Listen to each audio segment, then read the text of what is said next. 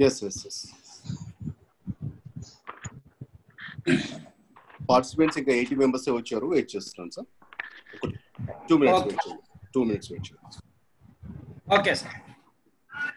ఈలోగా మీరు ఏమైనా బ్రీఫ్ చేస్తే రామకృష్ణ గారు కానీ మీరు కానీ ఏమైనా బ్రీఫ్ చేస్తే చేయండి. సో మనం నిన్న చాలా వరకు చాలా విషయాలు మన ఇతివృత్తాలకు సంబంధించినటువంటి వాటి మీద మాట్లాడుకున్నాం.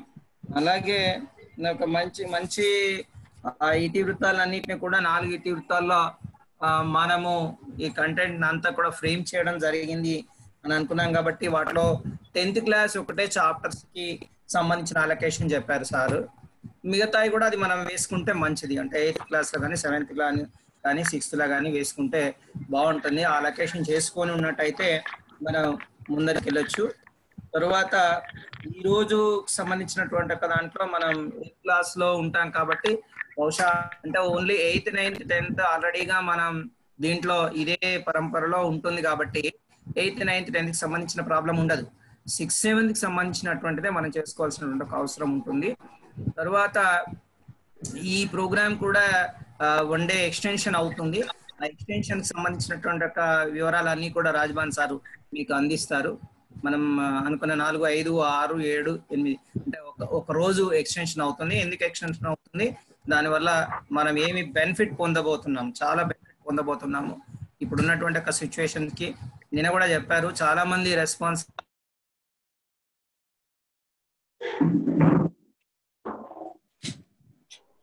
అనంతాచారి గారు మిమ్మల్ని అన్మ్యూట్ చేసుకొని మాట్లాడండి.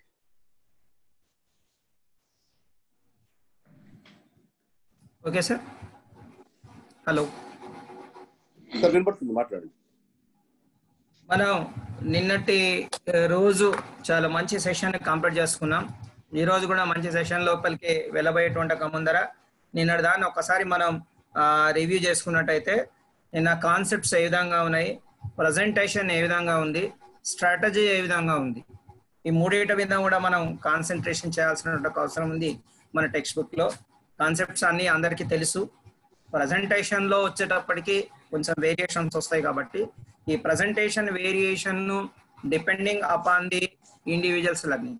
సో మనకి ఉన్నటువంటి ఒక మన సిచ్యుయేషన్ లో మన పిల్లలకు సంబంధించినటువంటి ఒక దాని మీద మన ప్రజెంటేషన్ ఆధారపడి ఉండాలి. కాబట్టి దాన్ని కూడా మనం ఇక్కడ ఏ విధంగా చేసుకోవాలి అంటే ఇన్ కనెక్షన్ విత్ ఎల్ఓస్ అంటే లెర్నింగ్ అవుట్కమ్స్ కి అలాగే అకాడమిక్ స్టాండర్డ్స్ కి ఈ రెండింటిని ఎక్కడ కూడా వేరు అని భావించకుండా అది ఏంది అనేది ఇప్పుడు నేను చర్చలోకి వెళ్ళకుండా మిత్రులు రిసోర్స్ పర్సన్స్ దాంట్లో చర్చను సుదీర్ఘమైనటువంటి ఒక చర్చ మనకి అది 3 రోజుల చర్చ ఉన్నది 8th, 9th, 10th లో. కాబట్టి దీన్ని please apply to the our 6th, 7th class వీలైనంత మటుకు అప్లై చేసుకోండి. అప్లై అందరం చేసుకుందాం నాతో పాటుగా, ఎందుకంటే మనం అందరం చేయాల్సినటువంటి ఒక వాళ్ళమే కాబట్టి. తర్వాత ఇంకొక 2 ఇష్యూస్ ఉన్నాయి. ఈ రోజు మనతో ఇంకొక 2 నిమిషాల్లో జాయిన్ అవుతారు మన శ్రీనివాస్ రెడ్డి గారు. ఉన్నారా సార్ లైన్ లో? శ్రీనివాస్ రెడ్డి గారు టీబీఎస్ఎఫ్ ప్రెసిడెంట్. ఓకే సార్ రాలేదు. ఓకే సార్ ఒక్క నిమిషం సార్ వస్తే హ్యాండ్ ఏదైనా సింబల్ ఇస్తే మనం సార్ కి మనం కోహోస్ట్ చేస్తే సార్ ఆన్లైన్ లోకి వస్తారు మనకి. సార్ జాయిన్ అయితే సార్ ఏదైనా హ్యాండ్ రైజ్ చేయమని చెప్పండి. Okay sir. ఒక చిన్న ఇన్ఫర్మేషన్,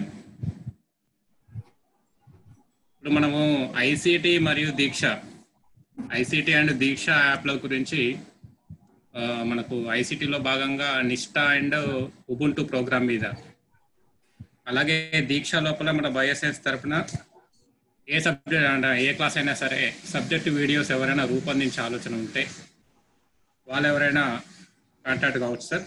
వాళ్ళకు మనము అందులోపల వీడియోస్ రూపొందించి పిల్లలకు అందించే విధంగా వాళ్ళు రూపొందించగలిగితే ఇంట్రెస్టెడ్ క్యాండిడేట్స్ ఎవరైనా సరే అందుబాటులోకి వస్తే మనం డిపార్ట్మెంట్ తరఫున వాటి చేసే ఆలోచన ఉంది సార్. అది మనకు స్టేట్ కల్ వచ్చిన ఇన్ఫర్మేషన్ సార్. మరి ఇది కూడా ఒకసారి పాస్ ఆన్ చేస్తారు.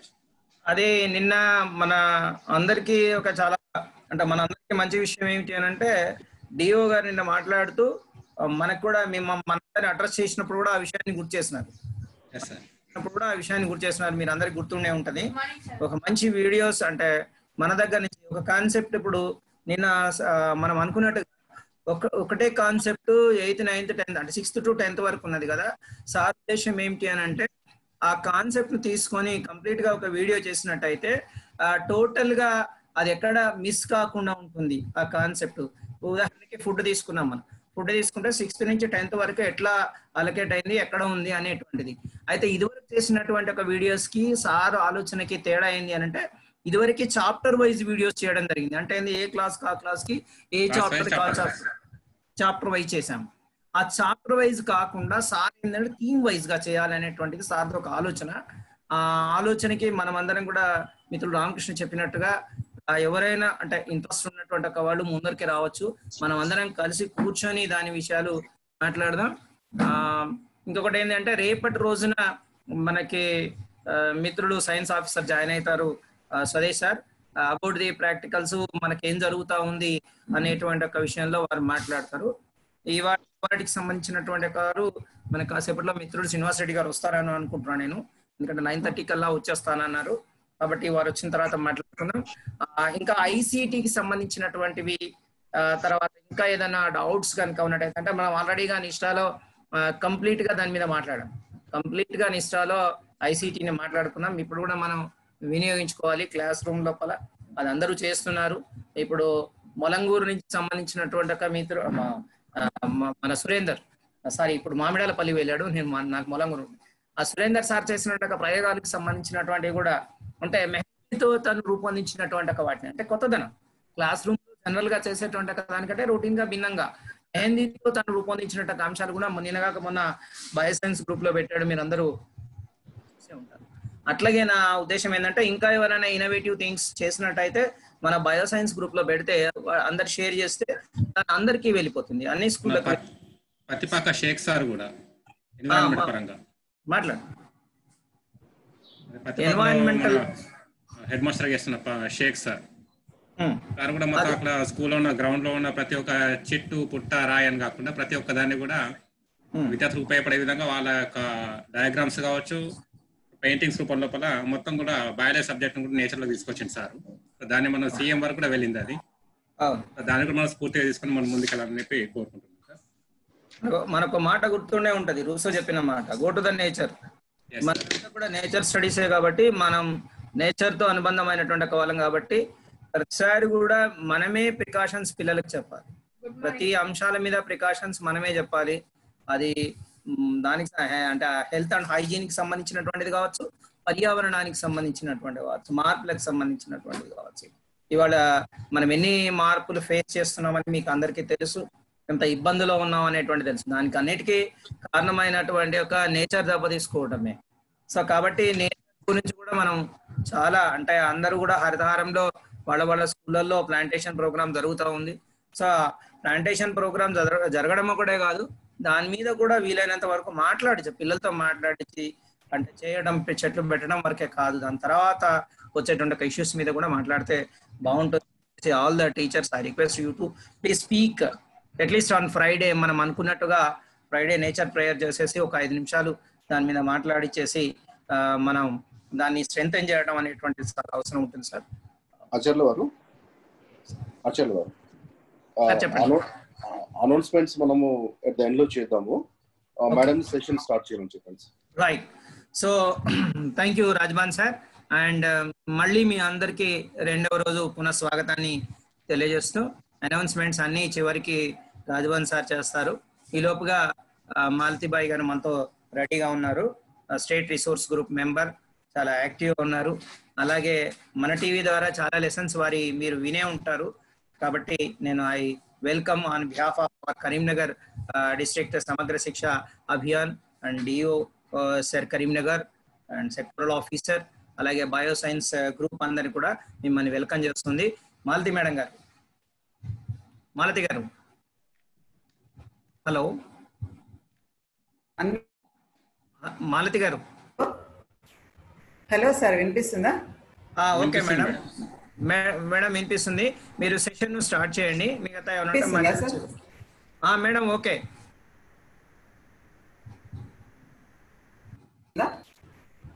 హలో హలో మేడం వినిపిస్తుంది.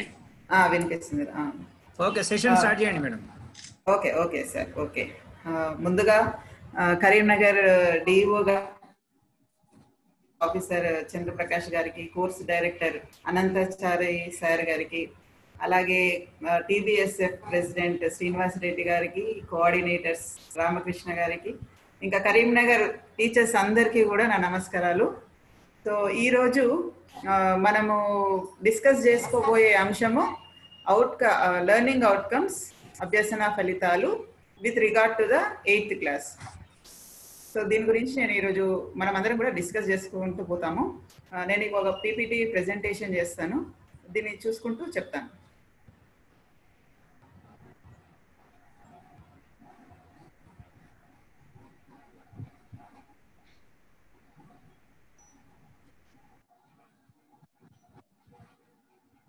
సార్ కనిపిస్తుందా సార్? షేర్ అవుతుందా సార్? సో నా పేరు బి మాలతీబాయ్. నేను జిహెచ్ఎస్ కళాశిగూడ సికింద్రాబాద్లో వర్క్ చేస్తాను. సో మనము లెర్నింగ్ అవుట్కమ్స్కి వెళ్ళే ముందుగా అసలు మనము విజ్ఞాన శాస్త్ర బోధన లక్ష్యాలు ఏంటి అంటే, మనకి ఎస్సీఆర్టీ నుంచి కానీ ఎన్సీఆర్టీ నుంచి కానీ వచ్చిన ఈ లక్ష్యాలు అంటే బ్రాడ్గా రాసుకున్నవి అనమాట. ఇవి చూస్తే కనుక మనకి ఏమేమి ఉంటాయో ఫస్ట్ ఇవి చూద్దాము. ముఖ్యంగా దీంట్లోకి వెళ్లే ముందు నేను ఇంకో మాట ఏంటంటే, మీరు అందరూ కూడా నోట్ చేసుకుంటారని అనుకుంటున్నాను, ఎందుకంటే సార్ లాస్ట్కి ఒక గూగుల్ ఫామ్ కూడా ఇస్తారట. సో నోట్ చేసుకుంటే బెటర్. సో విజ్ఞాన శాస్త్ర బోధన లక్ష్యాలు ఏంటి? ఇక్కడ మొదటిది వచ్చేసి పిల్లలు ఆలోచనాపరులుగా మారడం, తార్కిక ఆలోచన ద్వారా తమకు ఎదురైన సమస్యలను పరిష్కరించుకోవడం, ప్రతి విషయాన్ని సందర్భాన్ని హేతుబద్ధంగా ఆలోచించి నిర్ణయం తీసుకోవడం, విజ్ఞాన శాస్త్ర జ్ఞానాన్ని నిజ జీవితంలో వినియోగించుకోవడం. ఇంకా ఉన్నాయి, ఫస్ట్ ఈ స్లైడ్లో ఈ 3 ఉన్నాయి. ఇక్కడ ఈ 3టిని కూడా మనం పరిశీలించినట్టయితే ఇక్కడ ఏముంది, మనకి ఎక్కడ కూడా బైహార్ట్ చేయాలి, ఈ డెఫినిషన్ చెప్పాలి, లేదా ఇవి రాయాలి, ఇవన్నీ కూడా లేదు. ఇక్కడ ఆలోచన తీరు మారాలి. ఈ మామూలుగా మనం బోధన లక్ష్యాలు ఏంటి చెప్పండి అనగానే మనం అదే చెప్తాం కదా, సైంటిఫిక్ యాటిట్యూడ్ డెవలప్ కావాలి, సైంటిఫిక్ థింకింగ్ డెవలప్ కావాలి, అప్లికేషన్ డెవలప్ కావాలి అని. So scientific attitude. సో ఇక్కడ అదే ఉంది, ఇక్కడ ఆలోచన పరులుగా మారాలి. అది కూడా ఆలోచన ఎలా ఉండాలి? తార్కిక ఆలోచన ఉండాలి, హేతుబద్ధంగా ఆలోచించి నిర్ణయం తీసుకోవాలి. అలాగే ఈ నేర్చుకున్నవి కూడా ఆలోచన మారి తన నిజ జీవితంలో వినియోగించుకోవాలి. ఇవన్నీ కూడా ఆ స్టూడెంట్ డెవలప్ అయినందుకు తన ఆలోచన తీరులో మార్పు రావడానికి ఉన్నాయి. చూడండి, నెక్స్ట్ బోధన లక్ష్యాలు తీసుకుంటే సమాజంలోని మూఢనమ్మకాలను పారద్రోలడం, ప్రకృతి జీవనానికి ఆధారం, దానిని కాపాడే పాత్రను పోషించడం, అభివృద్ధి చెందుతున్న శాస్త్ర సాంకేతిక పరిశోధన రంగాలపై ఆసక్తిని పెంచుకోవడం. ఈ 3ని మనం గమనిస్తే విద్యార్థి తను నేర్చుకున్నది సమాజంలోకి వెళ్ళాలి. అంటే మూఢనమ్మకాలను పారద్రోలడం, ప్రకృతి జీవనానికి ఆధారం అని తెలుసుకొని దాన్ని కాపాడాలి, పోషించాలి. అంటే ఇక్కడ సమాజంలో తన పాత్రని పోషించడంలో సఫలమవుతారు. నెక్స్ట్ లాస్ట్ తీసుకున్నారు అనుకోండి, జీవ వైవిధ్యం పట్ల అవగాహన కలిగి ఉండడం, జీవకోటిని కాపాడాలనే స్పృహ కలిగి ఉండడం. ఇక్కడ వచ్చేసి తను, సమాజము, అలాగే నేచర్ని కూడా తన నేర్చుకున్న నాలెడ్జ్లో దాన్ని కూడా కాపాడాలి అనే ఆలోచన రావాలి, దాంట్లో పాత్ర వహించాలి కూడా. సో ఇవన్నీ కూడా లక్ష్యాలలో మనం గమనిస్తే ఒక విద్యార్థి తన ఇండివిజువల్ డెవలప్మెంట్, తన సమాజంలో తనకున్న పాత్రని పోషించడం, అలాగే ప్రకృతిని రక్షించడంలో తన బాధ్యతను కలిగి ఉండడం. ఈ 3 కూడా కవర్ అవుతున్నాయి కదా. అంటే మనం ఫస్ట్ లెసన్లో 8th క్లాస్లో ఫస్ట్ లెసన్ చూసుకున్నాం చూడండి, సైంటిస్టులు ఎందుకు వర్క్ చేస్తారు అంటే ఇండివిజువల్ పర్స్పెక్టివ్ ఉంటుంది, సోషల్ పర్స్పెక్టివ్ ఉంటుంది. సో అలాగా మనం నేర్పించిన అంశం అంటే ఫస్ట్ నుంచి 10th వరకు పిల్లోడు మన దగ్గర ఉన్నప్పుడు వాళ్ళకి ఏమేమి రావాలి, అప్పుడు వచ్చినప్పుడు ఆ నాలెడ్జ్ వచ్చినప్పుడు తనకు ఎలాగ ఎదుగుదల ఉంటుంది, సమాజంలో తన పాత్ర ఏముంటుంది, నేచర్కి తన బాధ్యత ఏముంటుంది అన్ని కూడా తను తెలుసుకోగలగాలి. ఎందుకంటే 10th తర్వాత మళ్ళీ వాళ్ళు సైన్స్ నేర్చుకోవచ్చు, నేర్చుకోకపోవచ్చు. సో దీని తర్వాత ఇప్పుడు నిన్న మనకి ఇవి ఒకసారి చూసాము. ఏంటంటే మన టెక్స్ట్ బుక్స్ కానీ మనం చెప్పే సిలబస్ కానీ కొన్ని థీమ్స్ని బట్టి మనకి డెవలప్ అయి ఉన్నాయి అని నిన్న సార్ చెప్పారు. సో ఇందులో అంటే సార్ బయాలజీకి సంబంధించినవి చెప్పారు. ఆహారము, సజీవ ప్రపంచము, ఏంటిది ప్రజలు మరియు ఆలోచనలు, సహజ వనరులు ఇలా చెప్పారు కదా. సో ఆహారం తీసుకొని మనకి ఎగ్జాంపుల్ కూడా చెప్పారు. ఎలా చెప్పారు? 6th క్లాస్లో ఫుడ్ అని, తర్వాత 7th క్లాస్లో కూడా ఫుడ్ కాంపోనెంట్స్ ఉంటుంది, 8th క్లాస్లో ప్రొడక్షన్ ఫ్రమ్ ప్లాంట్స్ అంటే అగ్రికల్చర్ గురించి, తర్వాత ప్రొడక్షన్ ఫ్రమ్ యానిమల్స్ ఉంది.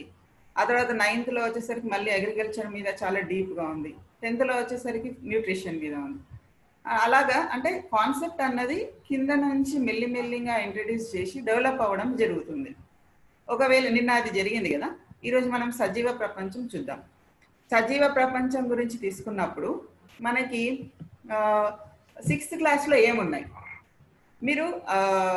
నేనేమంటున్నానంటే చాట్ బాక్స్లో ఒకసారి మీరు, ఇప్పుడు అందరికీ ఐడియా ఉంటుంది కాబట్టి సజీవ ప్రపంచం గురించి ఇప్పుడు మనం డిస్కస్ చేస్తున్నప్పుడు చాట్ బాక్స్లో మీకు 6thలో ఏ లెసన్స్ ఉన్నాయి టైప్ చేసి పెట్టచ్చు. ఎందుకంటే మన ప్యానలిస్ట్ ఎట్లాగో ఉన్నారు కాబట్టి వాళ్ళు చూస్తారు. సో సజీవ ప్రపంచంలో ఏమేమి ఉన్నాయి? What do animals eat 6th క్లాస్లో. ఆ తర్వాత హ్యాబిటాట్, ఆవాసం. ఆ తర్వాత ఇంకేం లెసన్ ఉంది? లివింగ్ అండ్ నాన్ లివింగ్ గురించి ఉంది, లాస్ట్ లెసన్. తర్వాత మొక్కలు, భాగాలు, జంతువులలో చలనాలు, ఇవన్నీ కూడా మనకు 6th క్లాస్లో ఉన్నాయి. అదే సజీవ ప్రపంచం గురించి 7thలో ఏమున్నాయి? 7thకి వచ్చేసరికి ఏమున్నాయి? న్యూట్రిషన్ ఇన్ ప్లాంట్స్ ఉంది, శ్వాసక్రియ ఉంది, ప్రత్యుత్పత్తి ఉంది, విత్తనాల ప్రయాణం, సీడ్ డిస్పర్సల్ ఉంది. సో ఇలాగా కొంచెం డెవలప్ అయింది. తర్వాత 8th క్లాస్కి వచ్చేసరికి సెల్, మైక్రో ఆర్గానిజమ్స్ ఉంది. ఆ తర్వాత రిప్రొడక్షన్ ఇన్ యానిమల్స్ ఉంది. సో ఇలాగా మెల్లిమెల్లిగా కాన్సెప్ట్ అన్నది పై స్థాయి వరకు తీసుకురావడం జరుగుతుంది. ఒకవేళ మనము సహజ వనరులు తీసుకున్నాం అనుకోండి, సహజ వనరులలో ఏముంది? 6thలో వాటర్ ఇన్ అవర్ లైఫ్ ఉంది. 7thలోకి వచ్చేసి నీరు వృధా చేయకండి, ఉన్నదే కొంచెం వృధా చేయకండి అని ఉన్నది. తర్వాత నేల గురించి ఉంది, అడవి గురించి కూడా మనకు 7thలో కవర్ అయ్యింది. అలాగే 8thలోకి వచ్చేసరికి not for breathing, not for drinking, అంటే తాగలేము, పీల్చలేము అనే లెసన్ ఉంది కదా. సో ఇలాగా ప్రతి కాన్సెప్ట్ మన మొత్తం టెక్స్ట్ బుక్స్ 1st నుంచి 10th వరకు తీసుకున్నప్పుడు ఈ థీమ్స్ ఆధారంగానే బ్రాడ్గా ఇవి మొత్తం నేషనల్ లెవెల్ కావచ్చు, సార్ నిన్న అన్నట్టు ఇంటర్నేషనల్ లెవెల్ కావచ్చు, ఈ థీమ్స్ని తీసుకొని మొత్తం మన సైన్స్ సిలబస్ అన్నది డెవలప్ అయింది. ఇందులో సెకండ్గా కనిపించేది పదార్థాలు, కదిలే వస్తువులు, ఇవన్నీ మనకు ఫిజిక్స్, మనకు 6th 7thలో కూడా కవర్ అవుతాయి కాబట్టి అది మొత్తం థీమ్స్ నేను ఇక్కడ ఇవ్వడం జరిగింది. సో అక్కడ అంటే ఇలాగా ఈ థీమ్స్లో మనం ఏంటి spiral way of developing the knowledge అంటాం దీన్ని. స్పైరల్ వే అంటే అది ఫస్ట్ తీసుకున్నప్పుడు మనకు సర్కిల్ చాలా చిన్నగా ఉంటుంది, పిల్లడికి కొంచెమే మనము నాలెడ్జ్ అందిస్తాం. తర్వాత కొంచెం పెద్ద క్లాస్కి వచ్చినప్పుడు ఇంకొంచెం పెద్దగా, ఇంకొంచెం పెద్ద క్లాస్ వచ్చినప్పుడు అబ్స్ట్రాక్ట్ థింగ్స్ కూడా చెప్తాం. అంటే ఫస్ట్ ఏమో వాళ్ళు నిజంగా చూడగలిగేవి, తాకగలిగేవి, స్మెల్ చేయగలిగేవి చెప్తాము. తర్వాత కొంచెం ఊహించగలిగేటివి కూడా చెప్తాం. అంటే ఒక 8th క్లాస్ తర్వాత వచ్చినప్పుడు పిల్లోడు క్రియేటివ్గా థింక్ చేసుకోగలగాలి.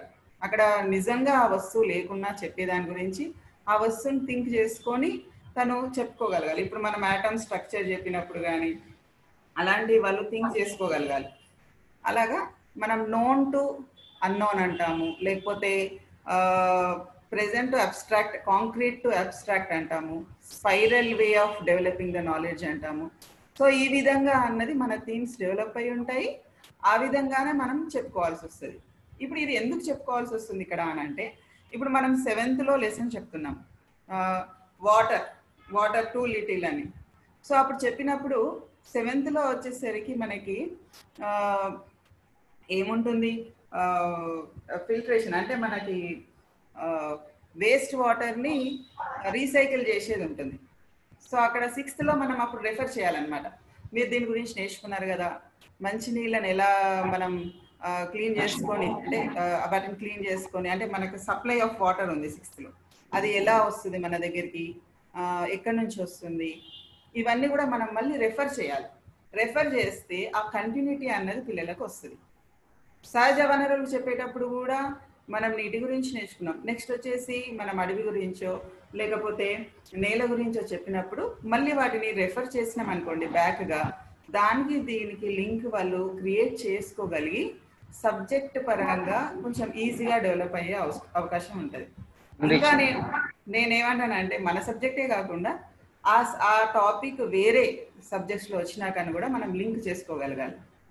ఓకే, నెక్స్ట్ వచ్చేసి ఇప్పుడు మన టెక్స్ట్ బుక్స్లో ఏమున్నాయి?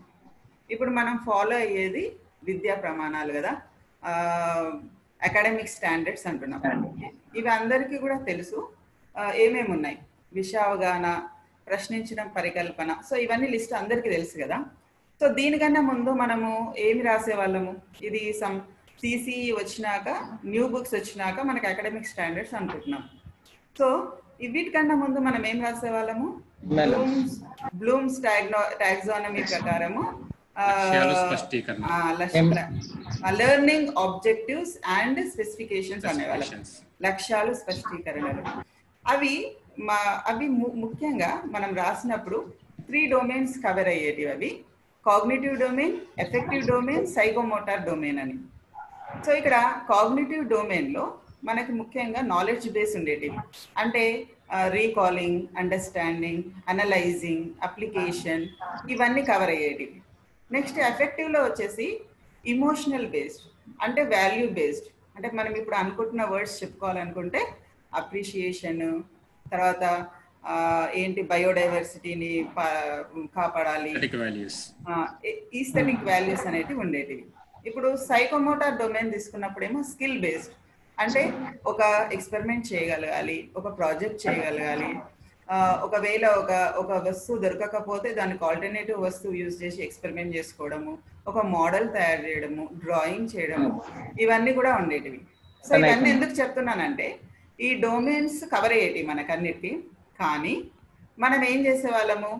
మనం కాగ్నిటివ్ డొమైన్కే ఎక్కువ ఇంపార్టెన్స్ ఇచ్చేవాళ్ళం, నాలెడ్జ్ బేస్కి. మనం ఎందుకు ఎక్కువ ఇంపార్టెన్స్ ఇచ్చేవాళ్ళం అంటే అది మన తప్పు కాదు. ఎవాల్యుయేషన్లో మనకి ఎక్కువగా అవే క్వశ్చన్స్ వచ్చేటివి కాబట్టి మనం దాన్నే ఎక్కువగా ఇంపార్టెన్స్ ఇచ్చేసి టీచ్ చేసేవాళ్ళం. సో అందుకని అది కవర్ చేసుకుంటూ మనకి అకాడమిక్ స్టాండర్డ్స్ వచ్చాయి.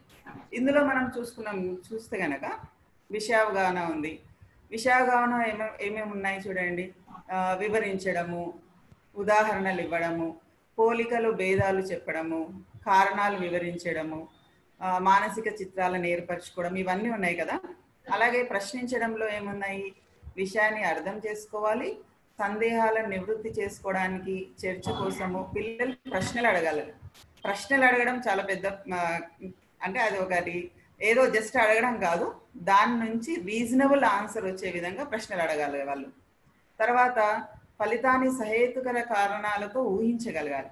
ఇక్కడ ఊహించడం అనే విషయం మీద చాలా పెద్ద ప్రాబ్లం ఉంది. జస్ట్ ఊహించండి, మీరు ఏమనుకుంటున్నారు ఊహించినట్టు మాకు చాలా బాగా అనిపిస్తుంది, ఇది పని చేయకపోతే ఏమైతుంది ఊహించండి అని అంటే ఆ మనిషి చనిపోతాడు. అలాగా ఉంటున్నాయి ఆన్సర్. అలా కాదు. ఇప్పుడు అంటే ఫర్ ఎగ్జాంపుల్ మనకు వచ్చే క్వశ్చన్స్ ఇలా ఉంటాయి కదా. ఒకవేళ మనకి మిల్క్ రెవల్యూషన్, అదే వైట్ రెవల్యూషన్ జరగకపోయిన ఉంటే ఏమయ్యేది ఊహించండి అంటే పాలు వచ్చేది. పాలు ఎక్కువగా ఉండేటివి కాదు 8th క్లాస్ నుంచి తీసుకుంటే కనుక. అలా కాకుండా ఇంకా కొంచెం కరెక్ట్గా, తార్కికంగా కరెక్ట్గా ఆలోచించి ఊహించి వాటికి తగ్గట్టుగా ప్రయోగాలు చేసి వాళ్ళు చెప్పగలగాలి. సో ఇలా ఉండాలి. ఈ రెండు మనం గమనిస్తే విషయావగాహన, ప్రశ్నించడం, పరికల్పన చేయడం, ఈ రెండు గమనిస్తే ఏ డొమైన్లో కవర్ అయితే ఉండొచ్చు? ఇంతకుముందు మనం చెప్పిన దాంట్లో కాగ్నిటివ్ డొమైన్లో, నాలెడ్జ్ బేస్డ్ డొమైన్లో కవర్ అవుతున్నాయి. నెక్స్ట్ ప్రయోగాలు, క్షేత్ర పరిశీలనలు, తర్వాత సమాచార నైపుణ్యాలు, ప్రాజెక్ట్ పనులు, బొమ్మలు గీయడము, నమూనాలు తయారు చేయడం, ఇవన్నీ కూడా మనకి సైకోమోటార్ డొమైన్లో కవర్ అవుతున్నాయి. అంతే కదండి. సైకోమోటార్ డొమైన్లో అంటే వాళ్ళు వర్క్ చేయాలి, దాని మీద బొమ్మలు గీయాలి, స్కిల్ ఉండాలి, నమూనాలు తయారు చేయాలి, స్కిల్స్ ఉపయోగించుకోవాలి, సమాచారం నైపుణ్యం, ఎక్కడి నుంచి సమాచారం తెచ్చుకోవాలి, ఒక ప్రాజెక్ట్ చేయాలి, ఏ విధంగా చేయాలి, ఇవన్నీ కూడా స్కిల్ బేస్డ్. సో ఇవన్నీ సైకోమోటార్ డొమైన్ కిందికి వస్తున్నాయి. నెక్స్ట్ లాస్ట్ 2 తీసుకున్నాం అనుకోండి. అభినందించడము, సౌందర్యాత్మక స్పృహ కలిగి ఉండడము, విలువలు పాటించడము, నిజ జీవిత వినియోగము, జీవ వైవిధ్యం పట్ల సానుభూతి కలిగి ఉండడం, ఇవన్నీ కూడా మనకి ఎఫెక్టివ్ డొమైన్లో కవర్ అవుతున్నాయి. సో అంటే ఎమోషన్ బేస్డ్, అంటే పిల్లలకి నాలెడ్జ్ వచ్చినప్పుడు విలువలు కూడా ఉండాలి కంపల్సరీ దానికి. సో ఇక్కడ నేను చెప్పొచ్చేది ఏంటంటే, మనం ఇంతకుముందు చెప్పిన దాంట్లో ఎక్కువగా మనం ఏమనుకున్నాము, కాగ్నిటివ్ డొమైన్ కవర్ చేసేవాళ్ళం. కానీ ఇక్కడ అకాడమిక్ స్టాండర్డ్స్ వచ్చిన తర్వాత మనకు అన్నిటికీ వెయిటేజ్ ఇచ్చాము. మన ఎవాల్యుయేషన్లో టూల్స్లలో మనం ప్రాజెక్ట్స్కి వాటికి ఇచ్చాము, ఎక్స్పెరిమెంట్స్కి ఇచ్చాము. సో అలాగే మిగతా క్వశ్చన్ పేపర్లో మిగతా వాటికి మనము వెయిటేజ్ ఇచ్చాము. కాబట్టి ఎవాల్యుయేషన్లో వెయిటేజ్ ఇచ్చాం కాబట్టి అక్కడ మనము cognitive domain, effective domain, psychomotor domain ఇవన్నీ కూడా మనము డెవలప్ చేసేందుకు కొంచెం దోహదపడ్డాయి అనేది చెప్పుకోవచ్చు మనం. అంటే ఈవెన్ ఒక నార్మల్ లేదా అండర్ ఐక్యూ లెవెల్స్ ఉన్న పిల్లోడు కూడా ఏదో ఒక దాంట్లో పాల్గొని సైన్స్ నాలెడ్జ్ పెంచుకునే విధంగా ఉండేటట్టుగా కొన్ని వచ్చాయి మనం. అవునంటారు కదా? ఓకే. సో కానీ ఇంత చేస్తున్నాము, ఇలా చేస్తున్నాము, అయినా కానీ కూడా మనము ఎక్కడి నుంచి అయినా అంటే మనము ఏదైనా ఎవరిదైనా వ్యూస్ తీసుకున్నప్పుడు సైన్స్ ఎందుకు బోధిస్తున్నాము అని అంటే ఇలాంటి ఆన్సర్స్ కూడా వస్తాయి. అంటే A+ గ్రేడ్ సాధించేటప్పుడు, అంటే బాగా చదివే పిల్లలకి ఫిజిక్స్లో కొంచెం తగ్గినా మన బయాలజీలో మంచిగా రాస్తే ఫుల్ వస్తాయి మార్క్స్ అనేది ఒకటి ఉంది బాగా. తర్వాత సిలబస్ పూర్తి చేసేందుకు లేదా 10 పాయింట్లు సాధించటకు, అందరు విద్యార్థులు పాస్ అయ్యేందుకు, అంటే ఒక దాంట్లో కాకపోతే ఇంకో దాంట్లో వస్తాయి కదా అని అనుకోవడం, పీరియడ్లు పూర్తి చేసేందుకు ఇచ్చారు కదా కాబట్టి చెప్పాలి, అధికారులు మానిటరింగ్ చేస్తున్నందుకు, పరీక్షలు నిర్వహించి విద్యార్థుల స్థాయిని తెలుసుకునేందుకు, లేదా మన టైం టేబుల్లో ఉంది కాబట్టి మనం వెళ్ళాలి, పాఠ్యపుస్తకం ఉంది ఒక సబ్జెక్ట్గా నిర్ధారించారు కాబట్టి మనం చెప్పాలి. సో ఇలాంటి ఆన్సర్స్ కూడా వస్తున్నాయి ఇవన్నీ అనుకున్నాక కూడా. కానీ మనం ఎలా ఉండాలి, మన బోధన లక్ష్యాలు అంటే ఇందాక మనం చూసాము ఫస్ట్ స్లైడ్లో, ఇంకా ఇప్పుడు మళ్ళీ ఒకసారి ఎలా ఉండాలి మన బోధన లక్ష్యాలు అంటే పిల్లలకు సైన్స్ పట్ల ఆసక్తి కలిగి ఉండాలి, జిజ్ఞాస కలిగి ఉండాలి, కలిగించుటకు అంటే వాళ్ళు ఎలా ఆసక్తి కలిగిస్తాము మనము, సైన్స్ పట్ల ఆసక్తి కలిగించేటట్టుగా మన బోధన ఎలా ఉండాలి, మనం కొన్ని స్ట్రాటజీస్ డెవలప్ చేసుకోవాలి ఎలా అయితే వాళ్ళకి ఆసక్తి కలుగుతుంది. ఎప్పుడు మనం ఒక నిన్న సార్ చెప్పారు సంసిద్ధతోని వెళ్ళాలి. ప్రతి క్లాస్కి ఎంత ఎక్స్పీరియన్స్ ఉన్నా ప్రతి క్లాస్కి కూడా మనం ఒక న్యూ టాపిక్ తీసుకొని వెళ్తే వాళ్ళకి ఖచ్చితంగా ఆసక్తి ఉంటుంది, జిజ్ఞాస కూడా కలుగుతుంది. తర్వాత శాస్త్రీయ వైఖరి డెవలప్ చేసుకోవడం, దృక్పథాలను పెంపొందించుకోవడం, సూత్రాలు, నియమాలు, సిద్ధాంతాలను అవగాహన చేసుకొని నిజ జీవితంలో అన్వయించుకునేందుకు. సో ఇక్కడ వాళ్ళు అంటే మనం చెప్పిన నియమాలు కానీ, సూత్రాలు కానీ, సిద్ధాంతాలు కానీ ఏదైనా విషయం చెప్పినప్పుడు వాళ్ళ లైఫ్లోకి అప్లై చేసుకోగలగాలి. ఇక్కడ ఇప్పుడు చాలా మటుకు మన సైన్స్ టీచర్స్కి ఫర్ ఎగ్జాంపుల్ ఒక చిన్న ఎగ్జాంపుల్, మామూలుగా నేను 10th క్లాస్లో మనం లంగ్స్ గురించి, స్మోకింగ్ గురించి ఇవి చెప్పినప్పుడు ఆ రోజు చెప్పిన నెక్స్ట్ డే ఒక అమ్మాయి వచ్చేసి మా ఫాదర్ సిగరెట్ తాగడం నేను ఆపు ఆపు ఆపు అని రోజు చెప్తున్నాను, ఇవన్నీ మీరు చెప్పిన విషయాలన్నీ చెప్తూ ఉన్నాను అని అనడం. ఇలాంటి ఎక్స్పీరియన్స్ ఇది చాలా సాధారణం. ఇంకా చాలా మంచి మంచి ఎక్స్పీరియన్స్ ప్రతి టీచర్కి ఉంటుంది ఖచ్చితంగా. అంటే మనం చెప్పింది వాళ్ళు వింటూ ఉంటారు, వాళ్ళ నిజ జీవితంలో అన్వయించుకునేందుకు ప్రయత్నిస్తూనే ఉంటారు. మనం ఇంకొంచెం దాన్ని ఎలా సరైన విధంలో ఎలా ఉండాలి అన్నది మనం చెప్తూ ఉండాలి. తర్వాత ప్రకృతిని అవగాహన చేసుకొని సహజీవనం గడిపేందుకు. సో ఇది హరితహారం వలన చాలా హైలైట్లోకి వచ్చింది. పిల్లలకు దీని గురించి మనం చాలా చెప్తున్నాం, అలాగే ఎంజీసీ కార్యక్రమాలు కూడా చాలా చేస్తున్నాం కాబట్టి దీని గురించి అవగాహన ఎక్కువగానే ఉంది పిల్లలకి. తర్వాత సమకాలీన ప్రపంచంలో సైన్స్ ద్వారా జరిగే ఆవిష్కరణలను విద్యార్థులకు తెలిపి ఆసక్తి పెంపొందించడం. సో ఇలాంటివన్నీ కూడా మనం ఆవిష్కరణలు ఏమేమి జరుగుతున్నాయి, ఏం డెవలప్మెంట్ వస్తుంది, పిల్లలు మన ప్రతి సందర్భం మనము యూజ్ చేసుకోవాలి. అంటే ఫర్ ఎగ్జాంపుల్ అసెంబ్లీని యూజ్ చేసుకోవాలి బాగా. ఆ తర్వాత కొన్ని సైన్స్ కార్యక్రమాలు మనం సైన్స్ ఫేర్ అని స్కూల్లో పెట్టుకుంటున్నాం, సైన్స్ డే అని, ఇలాగా కొన్ని కాంపిటీషన్స్ కండక్ట్ చేసేటప్పుడు ఖచ్చితంగా మన సైన్స్ టాపిక్ ఉండేటట్టు చూసుకోవాలి.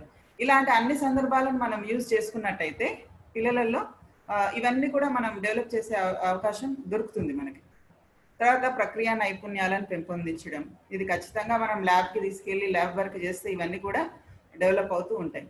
ప్రకృతిలో కనిపించే అనేక దృగ్విషయాలపై ఆసక్తిని పెంచి కార్యకారణలపై ప్రశ్నించి తెలుసుకోవడం, కోరికల విద్యార్థుల్లో పెంపొందించుటకు. సో ప్రకృతిలో కొన్ని మార్పులు వస్తున్నాయి. ఈరోజు ఎందుకు అసెంబ్లీని యూజ్ చేసుకుంటాం, ఈరోజు ఎందుకు ఇలా ఉంది, ఈ వాతావరణం ఎంత మార్పు ఎలా ఉంది, సో బాగా వర్షాలు పడ్డాయి ఈరోజు ఇలా ఉంది, అలా కొన్ని కొన్ని కొన్ని టాపిక్స్ ఇచ్చేసి మాట్లాడమనడము, లేదా మనం ఒక ప్రశ్న వేసి వదిలేస్తే ఆలోచించి నెక్స్ట్ డే వాళ్ళు చెప్పడము, ఇలా ప్రతి సందర్భాన్ని మనము ఎక్కడో ఒక దగ్గర చాలా మంది ఉపయోగించుకుంటుంటారు. ఇంకా జస్ట్ నాకు తెలిసినవి చెప్తున్నాను. సైన్స్లో నిర్ధారించుకున్న విద్యా ప్రమాణాలను సాధించేందుకు. సో మనం ఇక్కడ మెయిన్గా ఏం చేస్తున్నాం, విద్యా ప్రమాణాలు రాసుకున్నాం కదా, సో దాని ప్రకారము మన సైన్స్ బోధనా లక్ష్యాలు అన్నీ కూడా సాధించాలని మనము అనుకుంటున్నాం. సో ఇది కనిపించట్లేదు సార్ రామకృష్ణ సార్, ఇదంతా రెడ్ రెడ్గా ఎందుకు వస్తుంది? హలో, మీరు డ్రాగ్ చేస్తున్నప్పుడు మేడం. డ్రాగ్ చేయట్లేదు సార్, అస్సలు నేను ముట్టుకోవట్లేదు కూడా. ఎవరో తెలియకుండా గీతలు గీస్తున్నట్టున్నారు. ఒకసారి మళ్ళీ అది వెనక్కి తీసుకొని మళ్ళీ పెట్టేసారు, క్లియర్ చేసేసారు. నేను స్లైడ్ ఓన్లీ నేను ఆరో మార్క్స్ యూజ్ చేస్తున్నాను, మౌస్ యూజ్ చేయట్లేదు. ఓకే ఓకే ఇప్పుడైతే కనిపిస్తుంది. అయితే ఇక్కడ ఇందాక మనము ఫస్ట్ మనం ఏం రాసేవాళ్ళము, అకాడమిక్ స్టాండర్డ్స్ వచ్చాయి. తర్వాత ఇప్పుడు 2017 నుంచి మనకు కొత్త పదం వింటున్నాము, అభ్యసన ఫలితాలు అని. ఇది మనము ట్రైనింగ్ కూడా జరిగింది. సో దీని నేపథ్యం ఏందో చూద్దాం ఒక్కసారి, ఎందుకంటే నిన్న ఆల్రెడీ దీన్ని చూసాము, అందుకే నేను జస్ట్ ఫాస్ట్గా వెళ్ళిపోతాను. NPE 1986 ఇందులో అంటే నేషనల్ పాలసీ ఆఫ్ ఎడ్యుకేషన్ 1986లో కనీస అభ్యసన స్థాయిలు, మినిమం లెర్నింగ్ లెవెల్స్ అందరికీ ఉండాలి అని నిర్దేశించారు వాళ్ళు అప్పుడు. సో తర్వాత ప్రోగ్రామ్ ఆఫ్ యాక్షన్ 1992లో అందులో ఈ MMLs అంటే తరగతి వారీగా, విషయం వారీగా, అంటే class wise, subject wise minimum levels of లెర్నింగ్ని రాశారు, మనకి నిర్ధారణ చేసి ఇవి సాధించాలి అంటే అవన్నిటి కూడా ఒక లిస్ట్ ఉన్నది కాబట్టి దాన్ని చూసుకుంటూ మనం అవన్నీ కూడా సాధించాలి అన్నట్టుగా ఉంది. నెక్స్ట్ NCF 2005, అది NCF 2005లో ఏం చెప్పారంటే అర్థవంతమైన అభ్యసనం నిరంతరం కొనసాగాలి. ఇక్కడ నిరంతరం అనే వర్డ్ చూడండి, దీని తర్వాతనే మనకి CC వచ్చింది కదా, కంటిన్యూస్ కాంప్రిహెన్సివ్ ఎడ్యుకేషన్ అని CC అదే అంటున్నాం కదా. నిరంతరం జరుగుతూ ఉండాలి అభ్యసనం అన్నది. ఒక ఇయర్ అంతా చెప్పేసి, మనకి ఇంతకు ముందు ఇయర్ అంతా చెప్పేసి లాస్ట్ మాత్రమే టెస్ట్ పెట్టేవాళ్ళం, ఎగ్జామ్ పెట్టేవాళ్ళం. దానికి ఒక 1 వీక్ చదివితే సరిపోతుంది అని అనుకునే స్టూడెంట్స్ కూడా ఉండే మరి. సో అలా ఉండే కూడా స్టూడెంట్స్. సో ఇది నిరంతరంగా కొనసాగాలి, అందుకనే మనము ఈ ఫార్మేటివ్ టెస్టులని ఇవన్నీ కూడా పెట్టుకున్నాం. సో అలాగే ఇంకా ఏమి ఉండాలన్నారు, నిజ జీవిత వినియోగం కూడా ఉండాలి. ఇంకా చాలా ఉన్నాయి ఇందులో అంశాలు, మనం ఇది ఒకటి తీసుకున్నాం. అర్థవంతమైన అభ్యసనం నిరంతరంగా కొనసాగాలి, నిజ జీవితం వినియోగము ఉండాలి. ఇదైతే అసలే కనిపించట్లేదు, బ్లాక్ లైన్స్ వచ్చాయి. సో ఇది ఆల్రెడీ నిన్న మీరు చూసారు స్లైడ్. RTE 2009 కింద. సో ఇక్కడ మన వైఖరులు, నైపుణ్యాలు ఇవన్నీ కూడా డెవలప్ కావాలి అని మనకు RTE 2009లో వచ్చిన దాంట్లో చెప్పబడింది. సో RTE గురించి కూడా మనకు ట్రైనింగ్ జరిగినప్పుడు ఇవన్నీ విషయాలు చెప్పారు. సార్ చాలా డిస్టర్బెన్స్ అవుతుంది సార్ ఈ lines. Ramakrishna sir 1 minute ma'am చేస్తున్నాను. ఏం కనిపించట్లేదు, నేను షేర్ చేస్తాను మేడం. అంటే నేను ఇంకా కొన్ని స్లైడ్స్ సార్. ఓకే ఫస్ట్ అయితే నేను షేర్ చేస్తే మీరు చెప్పండి.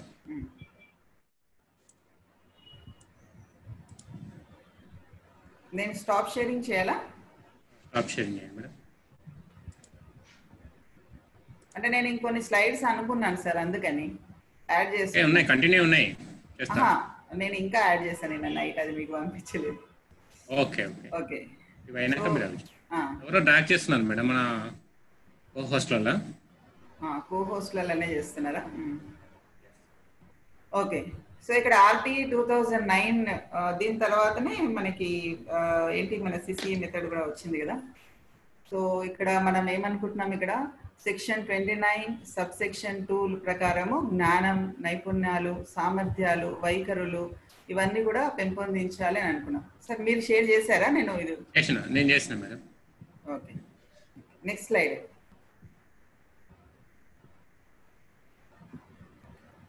సో ఇది ఆల్రెడీ మనం నిన్న కొంచెం చూసాము. ఆర్టీలో చెప్పబడిన కొన్ని అంశాలు మాత్రమే ఇక్కడ ఉన్నాయి. అధ్యాయం 4లో మనకు బడులు, టీచర్ల బాధ్యతల గురించి చెప్పబడింది. అధ్యాయం 5లో కరిక్యులం గురించి, మూల్యాంకనం గురించి చెప్పబడింది. సో కరిక్యులం ఎలా ఉండాలి దీని ప్రకారం అనేది ఇక్కడ నిన్న ఆల్రెడీ మనం చెప్పాము. రాజ్యాంగ విలువలు పాటించేలా ఉండాలి, పిల్లల ఆల్రౌండ్ డెవలప్మెంట్, సర్వతోముఖాభివృద్ధి సాధించేలా ఉండాలి, పిల్లల జ్ఞానం, నైపుణ్యాలు, సామర్థ్యాలు, వైఖరులు వారి సామర్థ్యాల మేరకు అభివృద్ధి చెందేలా ఉండాలి, కృత్యాలు, పరిశోధన, అన్వేషణ ద్వారా శిశు కేంద్రిక స్నేహపూర్వక అభ్యాసం జరిగేలా ఉండాలి. అంటే ఇక్కడ మనం ఎంతసేపు ఇంతకుముందు బాగా టీచింగ్ ఎక్కువగా ఉండేది, పిల్లల పార్టిసిపేషన్ తక్కువగా ఉండేది. కానీ ఇప్పుడు చైల్డ్ సెంటర్డ్ ఎడ్యుకేషన్ అయిపోయింది. శిశు కేంద్రీకృత అంటే చైల్డ్ సెంటర్. చైల్డ్ ఖచ్చితంగా దానిలో పాల్గొనాలి, ఆ తర్వాత తను చేయాలి, వర్క్ చేయాలి. తర్వాత తనను ఏవైనా ప్రశ్నలు అడిగేందుకు వాళ్ళకి ఫుల్ ఫ్రీడమ్ ఉండాలి. అలా మొత్తం చైల్డ్ ఫ్రెండ్లీ ఎడ్యుకేషన్ ఉండాలి అన్నది చెప్పబడింది. తర్వాత భయం, ఆందోళన, ఒత్తిడి లేకుండా స్వేచ్ఛగా ప్రశ్నించేలా, అభిప్రాయాలు వెల్లడించేలా ఉండాలి. కరికులం అన్నది ఈ విధంగా ఉండాలి అన్నది డెవలప్ చేయాలి అన్నది ఈ సెక్షన్ 29 ప్రకారం ఉండింది. సో ఇప్పుడు మనం అభ్యసన ఫలితాలకు వద్దాం. 2017 జనవరి నోట్ మీరు చూడండి. జనవరి 1, 2017లో నీతి ఆయోగ్ అన్నది ఫామ్ అయింది. National institution for transforming India. అది అన్ని రంగాలలో చాలా వివరాలు చెప్పింది. మన ఎడ్యుకేషన్ దీనికి వచ్చేసరికి లెర్నింగ్ అవుట్కమ్స్ అనే పదం వాడింది. సో ఇందులో లెర్నింగ్ అవుట్కమ్స్ అంటే చదివిన తర్వాత ఏమేమి ఫలితాలు సాధించాలి అన్నదానికి లెర్నింగ్ అవుట్కమ్స్. అలాగే 4 విషయాలు మెయిన్గా చెప్పింది. అది ఏంటంటే లెర్నింగ్ అవుట్కమ్స్ ఒకటి, ఇంకోటి యాక్సెస్ అవుట్కమ్స్ అని. సో యాక్సెస్ అవుట్కమ్స్ అంటే ప్రతి ఒక్క పిల్లోడికి విద్యకి యాక్సెస్ ఉండాలి, అంటే చదువుకునే అవకాశం ఉండాలి. తర్వాత ఇన్ఫ్రాస్ట్రక్చర్ అవుట్కమ్స్ అంది. ఇన్ఫ్రాస్ట్రక్చర్ ప్రతి స్కూల్కి తగినంత ఇన్ఫ్రాస్ట్రక్చర్ ఉండాలి అని అన్నది. తర్వాత అడ్మినిస్ట్రేషన్ పరంగా కొన్ని అవుట్కమ్స్ అని కూడా అని చెప్పబడింది. నీతి ఆయోగ్ జనవరి 1 2017లో ఫామ్ అయింది. సో దాని ప్రకారమే మన ఎన్సీఆర్టీ వాళ్ళు అభ్యసన ఫలితాలు అనే పదం తీసుకొని వచ్చి లెర్నింగ్ అవుట్కమ్స్ అనే పదాన్ని తీసుకొని వచ్చి 1 to 8th వరకు కూడా 1 to 8th క్లాసెస్ వరకు సబ్జెక్ట్ వారీగా, క్లాస్ వారీగా అభ్యసన ఫలితాలు అన్నవి కొన్ని రూపొందించారు.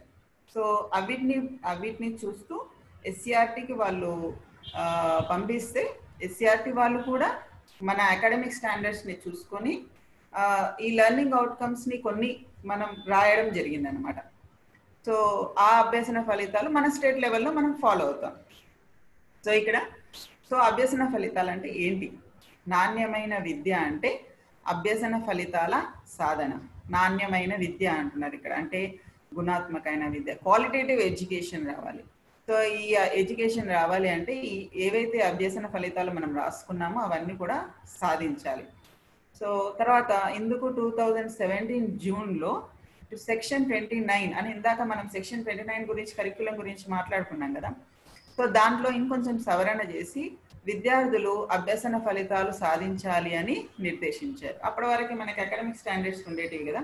తర్వాత లెర్నింగ్ అవుట్కమ్స్ అని కూడా వచ్చి, అంటే అకాడమిక్ స్టాండర్డ్స్ అనే మనం స్టేట్ లెవెల్లో యూజ్ చేస్తున్నాము. నేషనల్ లెవెల్లో, జాతీయ స్థాయిలో యూజ్ చేసే వర్డ్ ఏంటంటే అభ్యసన ఫలితాలు అని. సో ఇక్కడ అభ్యసన ఫలితాలు వాళ్ళు ఇచ్చినవి ఇవన్నీ కూడా సాధించాలి కంపల్సరీ అన్నది ఒకటి నిర్దేశించారు జూన్ 2017లో.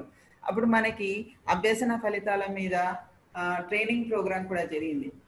సో అక్కడ ఆ ట్రైనింగ్ తర్వాత చాలా మటుకు మనం వీటిని ఆధారంగా పిల్లల్ని కొంచెం ప్రిపేర్ చేయడం జరిగింది.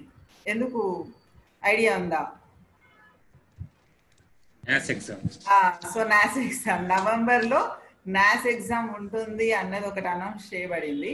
సో దాంతో మన స్కూల్ ఉంటుందో లేదో మనకు తెలియదు అప్పుడు. కాకపోతే ప్రిపేర్ చేయించాం. అంటే ప్రిపేర్ అంటే ఆల్రెడీ మనం పిల్లలకి అన్ని చెప్పాము. కాకపోతే ఆ అభ్యసన ఫలితాల ఆధారంగా వాళ్ళు ఈజీగా దాన్ని అటెంప్ట్ చేసే బదులు కాంపిటేటివ్ ఎగ్జామ్ని తీసుకునే విధంగా మనం కొంచెం ప్రిపేర్ చేసామన్నమాట. అంటే ఇప్పుడు ఓన్లీ న్యాస్ ఎగ్జామే కాదు, రాబోయే ఏ కాంపిటేటివ్ ఎగ్జామ్స్ అయినా కానీ కూడా అభ్యసన ఫలితాల మీద ఆధారపడి ఉంటాయి అన్నది ఒక నిజం. సో వీటిని మనం జాగ్రత్తగా తెలుసుకోవడం ఇంపార్టెంట్. సో అభ్యసన ఫలితాలు అంటే ఏంటి? ఒక చిన్న డెఫినేషన్ ఇచ్చుకుంటే కనుక మనము ఒక అభ్యసన ప్రక్రియ, ఏదైనా ఒక ప్రక్రియ అంటే మనం పిల్లలకు నేర్పించేది ఏదైనా విధం, కృత్యం, ఒక యాక్టివిటీ కావచ్చు, కార్యక్రమం లేదా కోర్సు పూర్తయిన తర్వాత అభ్యాసకులు తెలుసుకున్న, ప్రదర్శించిన, చేసేదాన్ని అభ్యసన ఫలితాలు అంటారు. సో ఏదైనా ఒక చిన్న యాక్టివిటీ కానీ, ప్రక్రియ కానీ, ఏదైనా కార్యక్రమం చేయడం కానీ, ఏదైనా అది అయిపోయే తర్వాత వాళ్ళు ఏమేమి నేర్చుకున్నారు అన్నదాన్ని అభ్యసన ఫలితాలు అంటాము. ఇవి వాక్యాల రూపంలో ఉంటాయి. ఇవి మనం ఎలా రాసుకుంటాము? సెంటెన్సెస్ లాగా రాసుకుంటాం. సో ఇంగ్లీష్లో అనుకుంటే learning outcomes are statements that describe the knowledge or skills students should acquire by the end of a particular assignment, class, course, program. So LOs help students understand why that knowledge and those skills will be useful to them. So దీని గురించి ఒక చిన్న definition ఇది మనం learning outcomes అంటే ఏంటి అన్నది. So ఇక్కడ ఒక చిన్న సెంటెన్సెస్ ఉన్నాయి, ఇక్కడ చూద్దాము. తరగతి గదిలో ఏం బోధించాలో పాఠ్యపుస్తకంలో ఉంటుంది, అంతే కదా. మన సిలబస్ అన్నది ఆల్రెడీ నిర్దేశించి ఉంటుంది, ఆ టెక్స్ట్ బుక్ ని ఫాలో అవ్వాల్సిందే మనం. సో అందులో ఏమేమి ఉన్నాయో అవన్నీ కూడా పిల్లలకు చెప్పాల్సిందే. ఎలా బోధించాలో ఉపాధ్యాయ శిక్షణలో తెలుసుకుంటాం. అంటే మనం ఆల్రెడీ బీఈడి ట్రైనీస్ కాబట్టి, ట్రైన్డ్ కాబట్టి అందులో నేర్చుకుంటాం. ప్లస్ అంతకంటే ఎక్కువగా మన ఎక్స్పీరియన్స్లో వచ్చింది కాబట్టి అలాగా బోధిస్తాం. తర్వాత ఏం నేర్చుకున్నారో తెలిపేవే అభ్యసన ఫలితాలు. పిల్లలు ఏం నేర్చుకున్నారు, అవుట్కమ్ ఏమొచ్చింది, వాళ్ళకి అర్థమైందా లేదా, దాని ద్వారా మనం రాసుకున్న అవుట్కమ్స్ని బట్టి ఉంటుంది. మనం అవుట్కమ్స్ ఎలా రాసుకున్నాం దాన్ని బట్టి ఉంటాయి. మరి అవన్నీ సాధించిందా లేదా పిల్లలు అన్నవి తెలిపేవే అభ్యసన ఫలితాలు. సో ఈ అభ్యసన ఫలితాలు ఒక్కొక్కరికి ఎలా ఉపయోగపడతాయి, విద్యార్థులకు ఎలా ఉపయోగపడతాయి, తల్లిదండ్రులకు, ఉపాధ్యాయులకు ఎలా ఉపయోగపడతాయో చూడొచ్చు. విద్యార్థులకు ఎలా ఉపయోగపడతాయి? సో ఇక్కడ పిల్లలు ఆ లెర్నింగ్ అవుట్కమ్స్ చూస్తారు. అంటే మీకు అందరికి గుర్తుండే ఉంటుంది, జూన్ 2017లో ఈ ట్రైనింగ్ జరిగినప్పుడు మనకు ఒక విషయం చెప్పారు. పోస్టర్స్ ని ముద్రించారు. ఈ అభ్యసన ఫలితాలు మనం ఏమనుకున్నాము, క్లాస్ వైజ్ రాశారు, సబ్జెక్ట్ వైజ్ రాశారు. అలా రాసిన పోస్టర్స్ ని ప్రతి స్కూల్కి అందజేశారు. అందజేసి అవి మన క్లాస్లో డిస్ప్లే చేయమన్నారు. సో ఇవి అందరికీ అందుబాటులో ఉన్నాయి ఆ టైంలో. ఒకవేళ ఇప్పటికి కూడా అలా అందుబాటులో లేకుండా ఉంటే కనుక ఖచ్చితంగా మన ఎస్సీఆర్టీ వెబ్సైట్లో ఉంటాయి అవి. వీటిని తీసుకొని మనం డిస్ప్లే చేయాల్సిన అవసరం ఎంతకైనా ఉంది క్లాస్లో. సో ఇప్పుడు ఖచ్చితంగా ఇవి మన డిస్ప్లేలో ఉంటాయి కాబట్టి విద్యార్థులకు అవి తెలుస్తాయి. వాళ్ళు పలానా క్లాస్ కంప్లీట్ అయ్యేసరికి ఏమేమి నేర్చుకొని ఉండాలి. సో అలా చూసినప్పుడు అంటే మన క్లాస్ వైజ్ ఉన్నాయి. నిజం చెప్పాలంటే మనము టాపిక్ వైజ్, చాప్టర్ వైజ్ రాసుకున్నాం అనుకోండి, చాలా ఈజీగా ఉంటుంది. అంటే ఆ చాప్టర్ కంప్లీట్ అయిన తర్వాత విద్యార్థులకి నేను ఈ చాప్టర్లో ఇవి చేయగలగాలి అని తెలుస్తుంది. ఓకే, అంతే కదా. సో అవి చూస్తాడు కాబట్టి తెలుస్తుంది, ఇవి నేర్చుకోవాలి నేను, ఇక్కడ ల్యాక్ అయ్యాను, ఇక్కడ నేను వెనకబడి ఉన్నాను. తెలిసినప్పుడు ఏం చేస్తాడు, తెలవడం ఒక పద్ధతి. నెక్స్ట్ ఇంకో ఉపయోగం ఏంటి, ఆ తెలియకుండా ఉన్న అంశాలను ఎలా నేర్చుకోవాలి, ఏ స్ట్రాటజీ ఉపయోగించి తెలుసుకోవాలి, ఎలా నేర్చుకోవాలి. సో టీచర్స్ లేదా వాళ్ళ ఫ్రెండ్స్ లేదా వాళ్ళ పేరెంట్స్ హెల్ప్ తీసుకొని దాన్ని కవర్ చేసుకునే ప్రయత్నం చేస్తాడనమాట. సో విద్యార్థులకు ఇలా ఉపయోగపడుతుంది. తల్లిదండ్రులకు ఎలా ఉపయోగపడుతుంది, తల్లిదండ్రులు లెర్నింగ్ అవుట్కమ్స్ వాళ్ళు డిస్ప్లేలో అంటే క్లాస్లో కానీ ఆఫీస్ దగ్గర కానీ మనం బ్రోచర్స్ కూడా తయారు చేసినప్పుడు నాట్ ఓన్లీ పోస్టర్స్, బ్రోచర్స్ కూడా ఇవ్వడం జరిగింది ఎస్ఎంసి మెంబర్స్కి ఇవ్వడానికి. సో తల్లిదండ్రులకు కూడా అవి అవైలబుల్ ఉన్నాయి. సో అవి చూసినప్పుడు ఈ లెర్నింగ్ అవుట్కమ్స్ సాధించుటకు జవాబుదారీతనంగా స్కూల్ని నిలబెట్టడం జరుగుతుంది. అంటే మా పిల్లవాడు ఈ స్కూల్లో చదువుతున్నాడు, ఇవన్నీ రావాలి అని వాళ్ళు ప్రశ్నించే అవకాశం ఉంటుంది. ఇది చాలా ఇంపార్టెంట్ అయిపోయింది అక్కడ. సో ఇది ఒకటి ఉంటుంది. తర్వాత అదొకటే కాకుండా వాళ్ళ పిల్లలు దేనిలో వెనుకబడి ఉన్నారు కాబట్టి వాళ్ళ పాత్ర ఏంటి, వాళ్ళు ఎలా హెల్ప్ చేయాలి పిల్లలకి, లేదా స్కూల్కి ఎలా తోడ్పాటు అందించాలి అన్నది వాళ్ళకి తెలుస్తుంది. కాబట్టి వాళ్ళు ఆ విధంగా ప్రవర్తించే అవకాశం ఉంటుంది. నెక్స్ట్ ఉపాధ్యాయులకు మనకు ఎలా ఉపయోగపడుతుంది అంటే మనకు ఖచ్చితంగా తెలుస్తుంది ఏ విద్యార్థి ఇందులో వెనుకబడ్డాడు. మనం అభ్యసన ఫలితాలు రాసుకుంటాం కదా ఒక చాప్టర్కి, రాసినప్పుడు ఈ విద్యార్థికి ఇది రాలేదు అని తెలుస్తుంది. ఫస్ట్ అయితే సార్ట్అవుట్ చేయగలుగుతాం ఏ విద్యార్థి ఒక ఇండివిజువల్ అటెన్షన్ లాగా ఒక సార్ట్అవుట్ చేయగలుగుతాం ఏ విద్యార్థి ఎందులో వెనుకబడి ఉన్నాడు. సో కాబట్టి ఆ విద్యార్థికి అది చేయాలి అని అనుకున్నప్పుడు మనం ఏం స్ట్రాటజీ డెవలప్ చేసుకోవాలి అంటే మన బోధన పద్ధతి ఎలా మార్చుకోవాలి, సో మనం ఏ విధంగా చెప్తే పిల్లోడికి అర్థమవుతుంది అన్నది ఒకటి. దానికంటే ఈ రెండింటికంటే ఇంపార్టెంట్ ఏంటి, మనకు కావాల్సిన టీఎల్పీని ప్రిపేర్ చేసుకోవడం. ఖచ్చితంగా టీఎల్పీ ఏదన్నా అంటే మనకి ఏమేమి తీసుకొని వెళ్తే టీఎల్పీని ప్రిపేర్ చేసుకుంటే పిల్లలకి ఈజీ అవుతుంది అన్నది మనం అన్ని కూడా ముందే చూసుకోవడానికి చాలా పనికొస్తాయి అభ్యసన ఫలితాలు అన్నవి. సో మనం ప్రిపేర్డ్గా ఒక క్లాస్కి వెళ్ళడానికి పనికొస్తాయి. సో ఇక్కడ ఇచ్చినట్టుగా ఒక ట్రయాంగిల్లో ఎవరైతే ముగ్గురు ఇంపార్టెంటో, ఒక స్టూడెంట్, పేరెంట్, టీచర్, ఎడ్యుకేషన్ ప్రాసెస్లో ఈ ముగ్గురు ఎంత ఇంపార్టెంటో ఈ ముగ్గురికి కూడా ఈ అభ్యసన ఫలితాల ద్వారా చాలా చాలా లాభం ఉందని మనం చెప్పుకోవచ్చు. సో ఇది ఆల్రెడీ మనం అనుకున్నాం కదా, జూన్ 2017 తర్వాత ఈ లెర్నింగ్ అవుట్కమ్స్ అనే పదం మనం వాడుకలోకి వచ్చిన తర్వాత వాటిని రాసిన తర్వాత ఏమేమి జరిగింది, స్కూల్ కాంప్లెక్స్ స్థాయిలో శిక్షణ ఇవ్వడం జరిగింది, తర్వాత వాటిని చర్చించడం జరిగింది, తర్వాత పోస్టర్స్ ముద్రణ జరిగింది, ప్రతి స్కూల్కి అందేలా చూశారు, పంపిణీ చేశారు, ప్రదర్శించడం జరిగింది.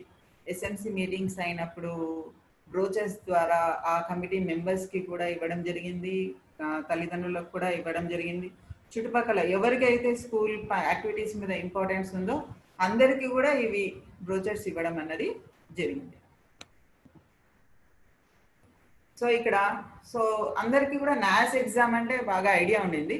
సో ఈ లెర్నింగ్ అవుట్కమ్స్ మీద నాస్ ఎగ్జామ్ అన్నది జరిగింది. అంటే లెర్నింగ్ అవుట్కమ్స్ ఏ మేరకు సాధించారు పిల్లలు అంటే వాళ్ళ తరగతి. అండ్ చాలా పేపర్స్లలో అలా వచ్చినప్పుడు ఈవెన్ 10th క్లాస్ పిల్లోడు రీడింగ్ రాదనో ఏదో ఇలాంటివన్నీ వస్తూ ఉంటాయి కదా. సో ఇక్కడ క్లాస్ వైజ్గా ఆ పిల్లోడు సాధించాల్సిన స్థాయిలను సాధించిందా లేదా తెలుసుకోవడానికి ఈ పరీక్ష నేషనల్ అచీవ్మెంట్ సర్వే, జాతీయ సాధన సర్వే అనే ఎగ్జామ్ని ఎన్సిఆర్టీ వాళ్ళు అన్ని రాష్ట్రాలు ఇంకా కేంద్రపాలిత ప్రాంతాల్లోని ఈ 3 క్లాసెస్ సెలెక్ట్ చేసుకున్నారు, 3, 5 and 8. అయితే లాస్ట్ మినిట్లో 10th కూడా జరిపినట్టు గుర్తు నాకు, మా స్కూల్లో కూడా జరిగింది, 10th కూడా జరిపారు. సో 3, 5, 8 తరగతులలోని విద్యార్థులకు వివిధ సబ్జెక్టులలో ఈ 4 సబ్జెక్ట్స్ తీసుకున్నారు. భాష అంటే ఇంగ్లీష్ మీడియం స్కూల్ అయితే ఇంగ్లీష్, తెలుగు మీడియం అయితే తెలుగు అలా తీసుకున్నారు. తర్వాత గణితం, సైన్స్, సాంఘిక శాస్త్రం ఈ 4 సబ్జెక్ట్స్ని మీద మనకి ఎగ్జామ్ జరిగింది. అభ్యసన ఫలితాలు ఏ మేరకు ఉన్నాయో నిర్ధారించుటకు ఈ నాస్ పరీక్షను November 13, 2017 లో నిర్వహించింది ఎన్సిఆర్టీ. సో 3rd, 5th ఏమో మనకి 45 క్వశ్చన్స్ ఉండే, 8th తరగతికి మాత్రం 60 ప్రశ్నలు, 60 ప్రశ్నలు ఉన్న ప్రశ్నపత్రం ఉపయోగించడం జరిగింది. ప్రతి సబ్జెక్ట్స్లో 15 ప్రశ్నలు ఉన్నాయి. సో ఈ 15లో మనకి కొన్ని ఫిజిక్స్వి, బయోవి కూడా 2 కూడా కలిసి ఉన్నాయి. ఆ తర్వాత మన తెలంగాణకి వచ్చేసరికి 8వ తరగతిలో ఎన్ని పాఠశాలలు తీసుకున్నారు, 1579 స్కూల్స్, 37,659 స్టూడెంట్స్. తర్వాత ఉపాధ్యాయుల అభిప్రాయం కూడా వాళ్ళు సేకరించారు. దానికి కూడా ఒక బుక్లెట్ లాంటిది, ఒక పేపర్ ఉండే ఫీడ్బ్యాక్ లాంటిది. సో అందులో మనకి చాలా ప్రశ్నలు ఉండే. నాకు గుర్తున్నంత వరకు అయితే మీరు ఎలాంటి ప్రాబ్లమ్స్ ఫేస్ చేస్తున్నారు స్కూల్లో అంటే ఫర్నిచర్ పరంగానా, టీచింగ్లో ఎలా చేస్తున్నారు, లేదా ఎక్విప్మెంట్ లేదా, ల్యాబ్ ఉందా, ఇలాంటి చాలా ప్రశ్నలే అడిగారు. సో ఇవన్నీ కూడా మన అభిప్రాయాన్ని సేకరించడం జరిగింది. మీరు హ్యాపీగా ఉన్నారా ఉద్యోగం పట్ల అన్నది కూడా అడిగారు అందులో. సో ఇక్కడ తెలంగాణ రాష్ట్రంలో ఇవన్నీ కూడా 15,579 స్కూల్స్లలో ఇలా జరగడం జరిగింది. ఎగ్జామ్ ఇవ్వడం అన్నది జరిగింది. సరే, మరి దీని రిజల్ట్ నాస్ ఎగ్జామ్ అయిపోయిన తర్వాత దాని రిజల్ట్ వచ్చిన తర్వాత దాన్ని కొంచెం అనలైజ్ కూడా చేశారు. ఇక్కడ చూడండి, ఇందులో ఇక్కడ సైడ్ ఉన్నవంతా కూడా అభ్యసన ఫలితాలు, అవి ఎంతెంత శాతం మనం సాధించామో ఉంది. ఇవన్నీ చాలా ఇంపార్టెంట్. ఎందుకంటే ఇక్కడ మన అంటే జనరల్గా పిల్లలు ఇప్పుడు ఇది యావరేజ్గా తీసుకున్నారు కాబట్టి జనరల్గా పిల్లలు ఏ అంశంలో వెనుకబడి ఉన్నారు అన్నది మనం కొంచెం అండర్స్టాండ్ చేసుకోవడానికి ఇవి రిజల్ట్స్ అనేవి పనికొస్తాయి. ఇందులో మనం చూసుకుంటే ఫస్ట్ వన్, లక్షణాలు ధర్మాల ఆధారంగా వస్తువులు మరియు జీవులను వర్గీకరిస్తారు. అంటే ఇక్కడ వర్గీకరణ అంటే ఇప్పుడు వర్గీకరించడానికి ఏదైనా ఒక ఆధారం, ఒక బేస్ చేసుకొని వర్గీకరించాలి.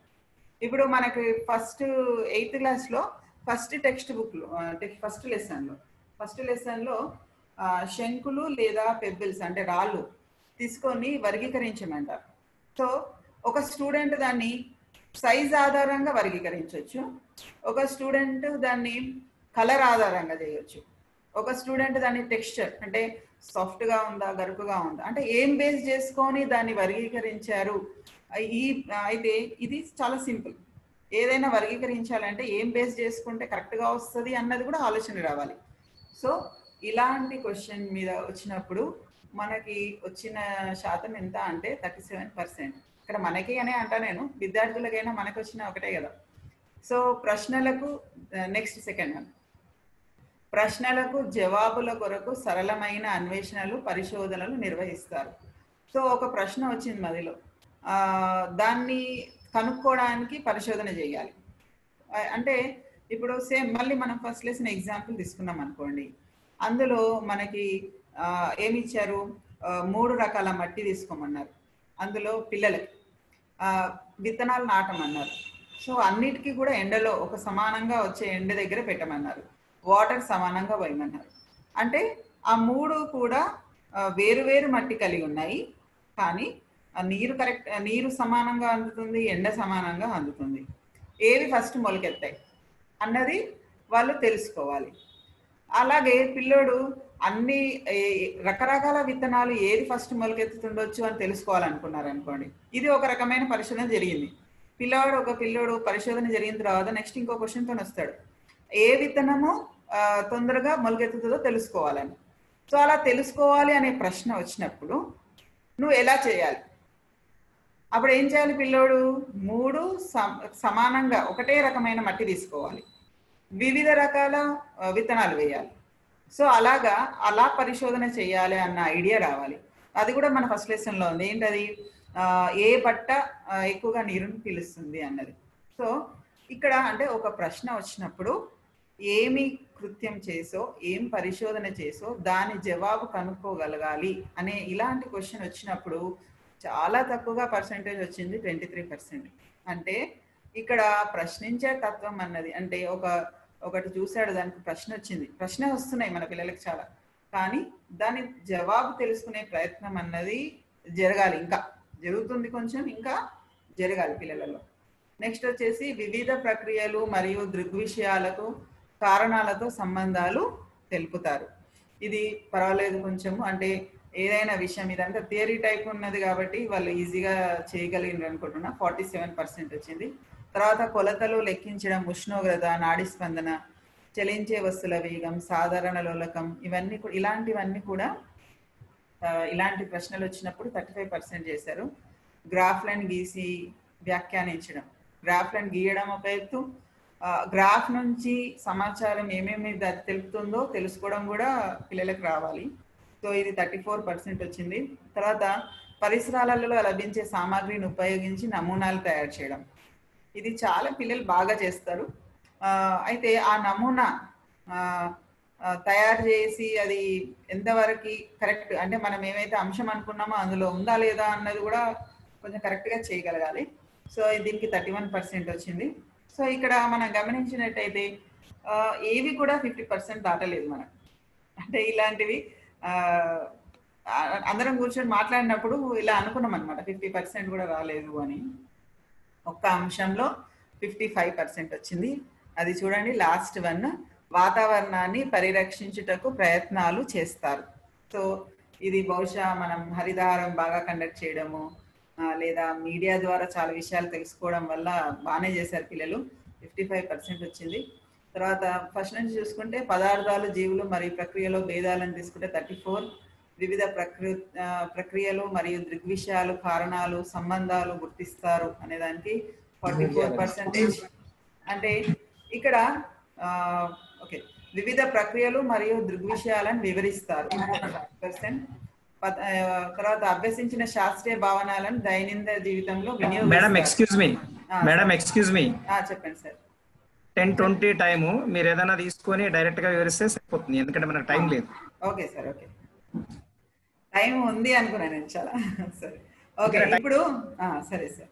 సో ఇక్కడ అభ్యసన ఫలితాలు ఇవన్నీ వచ్చాయి కదా. సో ఇప్పుడు అంటే ఏంటిదో మనకు తెలిసింది. ఇప్పుడు అభ్యసన ఫలితాలు మనము ఒక్కొక్క చాప్టర్ లో రాసుకోగలగాలి, అలాగే ఒక చిన్న సబ్ టాపిక్ తీసుకొని కూడా రాయగలగాలి. ఫర్ ఎగ్జాంపుల్ మనము కేంద్రకం చూసే ఎక్స్పెరిమెంట్ ఉంది కదా, దానికి రాయాలనుకోండి. పిల్లలు కణంలో కేంద్రకం ఉంటుందని గుర్తిస్తారు, కేంద్రకాన్ని చూసేందుకు ప్రయోగం చేస్తారు, కేంద్రకం యొక్క విధులను వివరిస్తారు. ఇలాగా మనము అలాంటి అభ్యసన ఫలితాలు రాసి అవన్నీ కూడా వచ్చాయా లేదా ఆ ఎక్స్పెరిమెంట్ తర్వాత పిల్లలలో మనం టెస్ట్ చేయొచ్చు. సో ఇవి అందరు కూడా, టీచర్స్ అందరు కూడా ఈ పదాలు నోట్ చేసుకుంటే చాలా యూస్ఫుల్ ఉంటుందండి మనం రాసుకోవడానికి. ప్లీజ్ నోట్ చేసుకోండి. ఏమేమి వస్తున్నాయి చూడండి. గుర్తిస్తారు, ఓకే, అవి ఐడెంటిఫై చేస్తారు. భేదాలను తెలియజేస్తారు, అంటే డిఫరెన్సెస్ చెప్తారు. తర్వాత పోలుస్తారు, భేదాలు తెలియజేస్తారు. కొంచెం సేమ్ అనిపిస్తున్నాయి మనకి ఇక్కడ. పోలుస్తారు అన్నప్పుడు సిమిలారిటీస్ చెప్పొచ్చు, డిసిమిలారిటీస్ చెప్పొచ్చు. తర్వాత వర్గీకరిస్తారు అన్నప్పుడు వాళ్ళు ఇందాక మనం అనుకున్నాం కదా, ఒక బేస్ అంటే ఒక క్లాసిఫై చేసేందుకు ఒక బేస్ ఉండాలి, దాన్ని దేని ఆధారంగా చేశారు అన్నది ఉండాలి. నెక్స్ట్ ఉదాహరణలు ఇస్తారు, అన్వేషణలు నిర్వహిస్తారు, ప్రయోగాలు నిర్వహిస్తారు. ఇవన్నీ కూడా రాసుకుంటే మీకు ఈజీగా లెర్నింగ్ అవుట్కమ్స్ రాయడానికి పనికొస్తాయి. సంబంధాలు ఏర్పరచగలరు, వివరిస్తారు. తర్వాత ఫ్లో చార్టులు, బొమ్మలు గీసి భాగాలు గుర్తిస్తారు, వివరిస్తారు. సో భాగాలను గుర్తించాలి, ఆ భాగాల యొక్క విధులను కూడా వాళ్ళు వివరించగలగాలి. నెక్స్ట్ నమూనాలు తయారు చేసి అవి పనిచేసే విధానాన్ని వివరిస్తారు. నమూనాలు తయారు చేయాలి, అవి పనిచేసే విధానం నిత్య జీవితంలో అన్వయిస్తారు. సరే సార్. పరిసరాల సహజ వనరుల పరిరక్షణకు కృషి చేస్తారు. నిజాయితీ సహకారం కనిపిస్తుంది అనండి, నేను అనేది కనిపిస్తుందా? ఓకే, ప్రశ్నిస్తారు. హలో, మీరు స్క్రీన్ షేర్ చేయండి మేడం. అవునా, ఇప్పుడు కనిపించట్లేదా సార్? ఇంకా రావట్లేదు. Okay sir.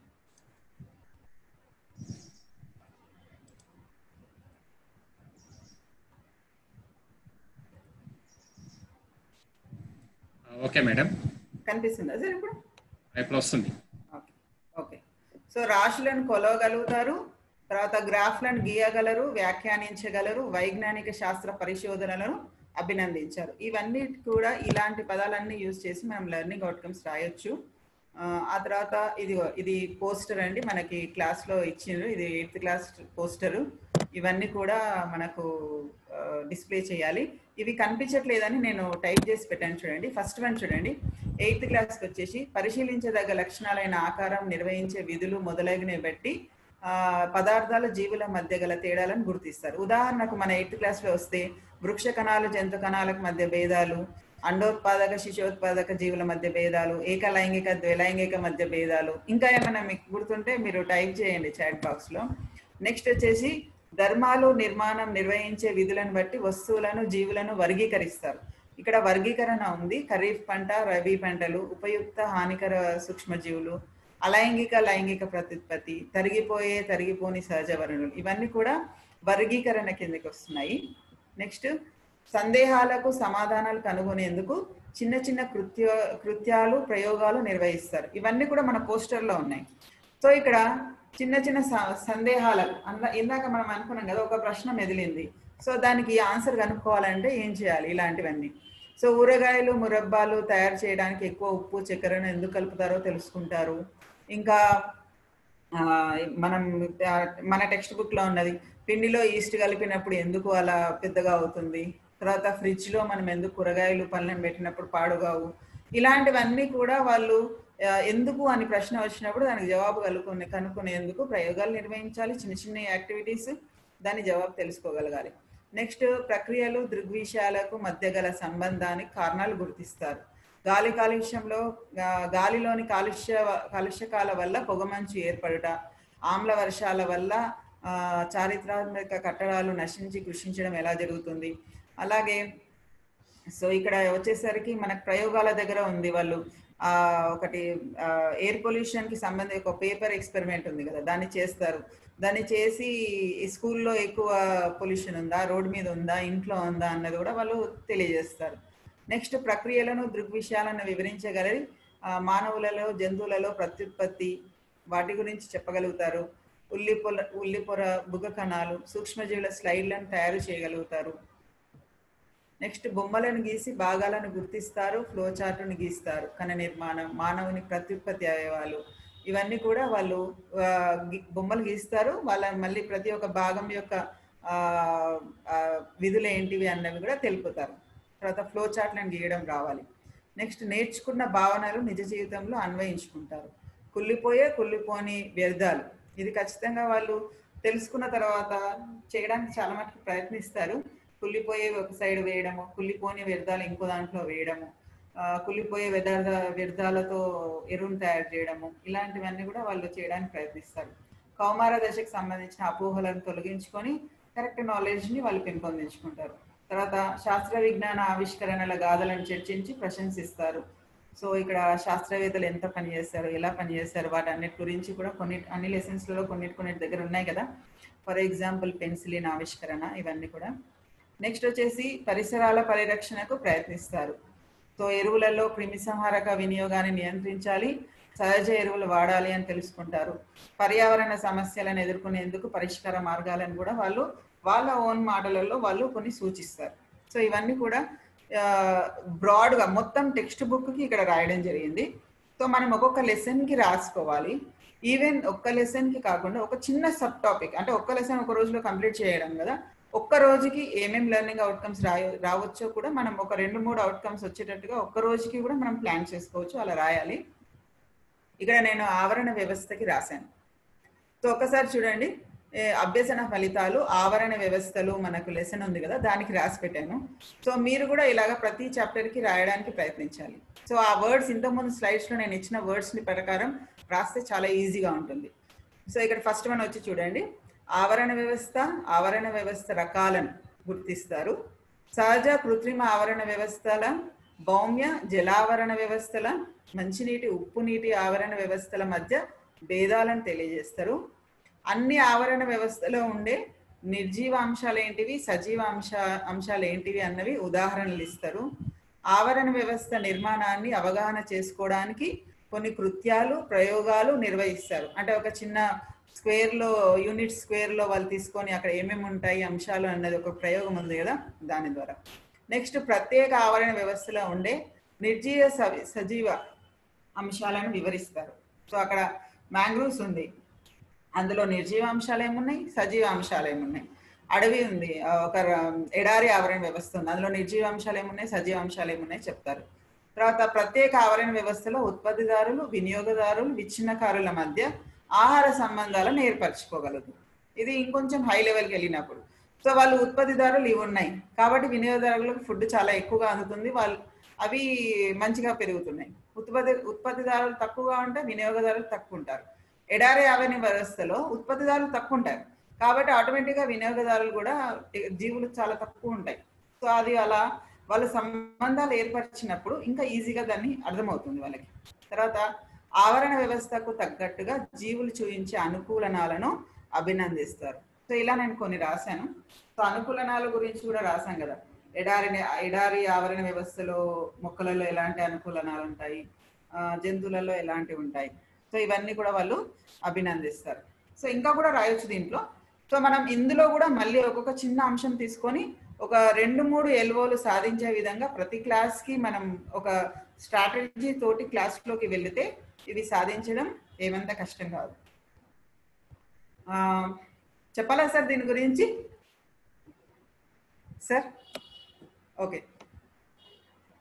సో ఇక్కడ ఎగ్జాంపులర్ దృష్టాంతం అనే వర్డ్ కూడా ఒకటి ఉంది. ఇది ఏంటంటే అది నేను ఇందాక అన్నట్టు ఒక చిన్న సబ్ టాపిక్ లేదా ఒక్క రోజులో మనం చెప్పదగిన అంశాన్ని తీసుకొని ఒక 2-3 ఎల్ఓస్ సాధించే విధంగా ఒక లెసన్ ప్లాన్ లాంటిది అనమాట.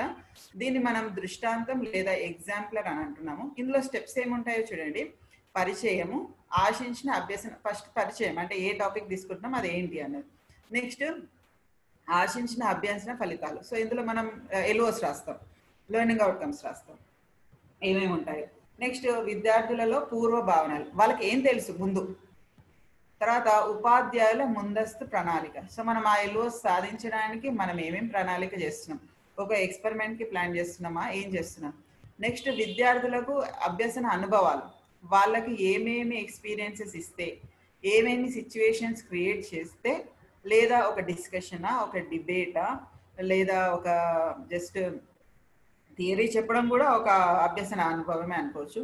బ్లాక్ బోర్డ్ ఉపయోగించి ఒక కృత్యం కావచ్చు, ఒక ఫీల్డ్ ట్రిప్ కావచ్చు. ఇవన్నీ ఏమేమి మనము వాళ్ళకి క్రియేట్ చేస్తున్నాం. ఇవి అయిన తర్వాత మూల్యాంకనంలో వాళ్ళు సాధించారా లేదా అన్నది టెస్ట్ చేస్తాం. ఇక్కడ ఇవన్నీ కూడా మనకిచ్చిన ఎల్ఓస్ మీద ట్రైనింగ్ అయినప్పుడు మనకిచ్చిన మాడ్యూల్లో ఇవన్నీ ఉన్నాయి. ఈ ఎగ్జాంపులర్ ఉంది. ఒక ఎగ్జాంపులర్ ఇక్కడ ప్రెజెంట్ చేస్తున్నాను చూడండి. ఈ ఎగ్జాంపులర్లో ఎల్ఓ ఏముంది చూడండి. On the basis of their observation of external characters, classify the plants into monocots and dicots. ఇక్కడ క్లాసిఫికేషన్, మోనోకాట్స్ ని డైకాట్స్ ని క్లాసిఫై చేయడం అన్నది ఎల్ఓ. సో ఇక్కడ ఇంట్రడక్షన్ వచ్చేసి అక్కడ అంటే ఏంటిది అవన్నీ కూడా దాని ఇంట్రడక్షన్ ఉంది. నెక్స్ట్ ఎక్స్పెక్టెడ్ లెర్నింగ్ అవుట్కమ్ చూడండి. Classify the plants bearing seeds inside fruits as monocots and dicots. So ఇది ఎల్ఓ. ప్రీవియస్ గా స్టూడెంట్స్ కి ఏం తెలుసు అని అంటే వినేషన్ డిఫరెంట్ గా ఉంటుంది, రూట్ సిస్టమ్స్ డిఫరెంట్ గా ఉంటాయి అని 6th 7th లో వాళ్ళు నేర్చుకొని ఉంటారు. సో టీచర్ ప్లానింగ్ ఏమి ఉండాలి, టీచర్ ఏం చేస్తుంది, పిల్లలకి డిఫరెంట్ టైప్స్ ఆఫ్ ప్లాంట్స్ ని కలెక్ట్ చేయండి అని చెప్తుంది. ఫర్ ఎగ్జాంపుల్ మేజ్, కొన్ని ఎగ్జాంపుల్స్ ఇవ్వాలి. అంటే మనకు మోనోకాట్స్ డైకాట్స్ కవర్ కావాలి కదా, ఏకదళ బీజ మొక్కలు ద్విదళ బీజ మొక్కలు కవర్ కావాలి. కాబట్టి కొన్ని ఎగ్జాంపుల్స్ ఇవి మనం తీసుకొని రమ్మని చెప్పాలి. Teacher May provide some seeds of above plants soaked in water and hand lens. So మన తరఫున మనం ఏమి ఇవ్వాలి, కొన్ని సీడ్స్ మోనోకాట్స్ డైకాట్స్ రెండు తీసుకొని నానబెట్టిన సీడ్స్ హ్యాండ్ లెన్స్ ప్రొవైడ్ చేసి మనం ఇప్పుడు ఈ లెర్నింగ్ ఎక్స్పీరియన్స్ స్టూడెంట్స్కి ఎలాంటి అనుభవాలు ఇస్తున్నాం. అప్పుడు స్టూడెంట్ ఏం చేస్తాడు, పిల్లలందరినీ గ్రూప్ చేసినప్పుడు మనం వాళ్ళని రూట్ సిస్టమ్ ఆధారంగా ప్లాంట్స్ని సపరేట్ చేయమంటాం, వినేషన్ ఆధారంగా ప్లాంట్స్ ని సపరేట్ చేయమంటాం. తర్వాత ఫ్లవర్స్ పెటల్స్ ఉంటాయి కదా, 3 లేదా 6 అంటే మల్టిపుల్స్ ఆఫ్ 3 అంటాం. మోనోకాట్స్ లో ఇలా ఉంటుంది. 3, 6, 9 అలాంటి పెటల్స్ ఉన్న ప్లాంట్స్ ని పక్క పెట్టమంటాము. 4, 5 or 8, 10 ఇలాంటి మల్టిపుల్స్ ఉన్న ఫ్లవర్స్ పెటల్స్ అలాంటి పక్కన పెట్టండి. ఇవి డైకాట్స్ లో ఉంటాయి. సో వాళ్ళు సపరేట్ చేస్తారు. అలా సపరేట్ చేసిన తర్వాత మనం ఇచ్చిన సీడ్స్ ని వాళ్ళకి స్ప్లిట్ నానబెట్టి ఉంటాయి కాబట్టి విరగొట్టమంటాము, చూడమంటాం. అందులో ఏకదళమా ద్విదళమా చూడమంటాము, హ్యాండ్ లెన్స్ అబ్జర్వ్ చేయమంటాం, అవి కూడా సపరేట్ చేయమంటాం. సో ఇవన్నీ టీచింగ్ లెర్నింగ్ ఎక్స్పీరియన్సెస్ ఇస్తున్నాం మనం స్టూడెంట్స్కి. మనం కేవలం టెక్స్ట్ బుక్ లో నుంచి రీడ్ చేయడం కాకుండా ఇలాంటి ఎక్స్పీరియన్స్ ఇస్తున్నాం. సో ఇక్కడ యాక్టివిటీ జరుగుతుంది, పిల్లలు చేస్తారు డూయింగ్ యాక్టివిటీ. ఆ తర్వాత పిల్లలు నేర్చుకున్న అంశాన్ని జస్ట్ ఏదో సరదాగా చేయకుండా అది ఒక టేబుల్లో వాళ్ళు రూపొందించగలగాలి. ఆ టేబుల్లో ఆ ప్లాంట్ పేరేంటి, దాంట్లో రూట్ సిస్టమ్ ఏముంది, బీన్స్ ఎలా ఉన్నాయి, పెటల్స్ ఎలా ఉన్నాయి, సీడ్ కాటిలిడన్స్ ఎలా ఉన్నాయి, ఒక టేబుల్ తయారు చేయమని చెప్పాలి. ఆ తర్వాత వాళ్ళు అనలైజ్ చేస్తారు, వాళ్ళకు వచ్చిన డేటాని అనలైజ్ చేస్తారు. అనలైజ్ చేసినాక ఇప్పుడు ఈ సెల్ఫ్ అసెస్మెంట్లో మనకు వస్తుంది అనమాట. సో టీచర్ అడుగుతుంది అనమాట, బుషీ రూట్ సిస్టమ్ దేనికి ఉంది అని అడుగుతుంది. అడిగినప్పుడు వాళ్ళు చూపిస్తారు. అలాంటి వాటిలలో వినేషన్ ఏముంది, నంబర్ ఆఫ్ పెటల్స్ ఏమున్నాయి, ఇవన్నిటిని కలిపి మనం వీటిని మోనోకాట్స్ అంటాము. మోనోకాట్స్లో ఇలాంటి క్యారెక్టరిస్టిక్స్ ఉంటాయి అని చెప్తాం. సో వాళ్ళకి తెలిసిపోతుంది మోనోకాట్స్లో ఎలాంటి రోడ్ సిస్టమ్ ఉంటుంది, ఎలాంటి వినేషన్ ఉంటుంది, ఫ్లవర్లో ఎలాంటి పెటల్స్ ఉంటాయి, సీడ్స్లో ఎన్ని కాటిలిడన్స్ ఉంటాయి. సో అన్ని క్యారెక్టర్స్ వాళ్ళకి ఒక విధంగా ఈజీగా తెలిసిపోతాయి. అదే విధంగా డైకాటిలిడన్స్ గురించి అడిగి వాటి క్యారెక్టర్స్ చెప్పి ఆ పదం కూడా మనం ఇంట్రడ్యూస్ చేస్తాం. సో ఇక్కడ లాస్ట్కి వచ్చేసరికి ఇలాంటి టేబుల్ వాళ్ళు తయారు చేస్తారు. తర్వాత ఇలా క్వశ్చన్స్ అడుగుతాం. సో ఇది ఫైనల్గా మనకు వాళ్ళు రాసే క్వశ్చన్స్ కిందకి వచ్చేస్తాయి. What are characteristics of monocot plants, monocot plants ఇంకా ఏమేమి ఉన్నాయి మీ సరౌండింగ్స్లో, డైకాట్ ప్లాంట్స్ క్యారెక్టరిస్టిక్స్ ఏంది, ఇంకా కొన్ని ఎగ్జాంపుల్స్ ఇవ్వండి. ఇలా మనము ఇస్తాం అనమాట. ఇందులో ఇంకొకటి ఇక్కడ నేను ఇది చాలా సింపుల్గా ఉంది. ఇంకో పదము రుబ్రిక్స్ అనే పదం మనకు వస్తుంది. అంటే పిల్లలకి ఇప్పుడు ఇలాంటి ఇక్కడ అంటే దాంతో సంబంధం లేదు, ఇంతకు ముందు ఇచ్చిన ఎగ్జాంపుల్ తోటి ఇది వేరేది, జస్ట్ రుబ్రిక్స్ అని ఉన్నది. పిల్లలు పీర్ అసెస్మెంట్ లాగా అనమాట. అంటే వాళ్ళుగా ఒకరికొకరు మార్క్స్ వేసుకునే విధంగా.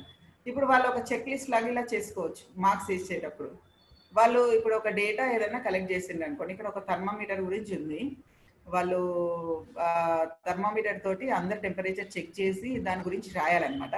దీన్ని మనం రూబ్రిక్స్ అంటాము. సెల్ఫ్ అసెస్మెంట్ కోసం, అంటే సెల్ఫ్గా అసెస్మెంట్ కావచ్చు, పీర్ అసెస్మెంట్ అంటే ఒక స్టూడెంట్ ఇంకో స్టూడెంట్కి అసెస్మెంట్ చేయడం కావచ్చు.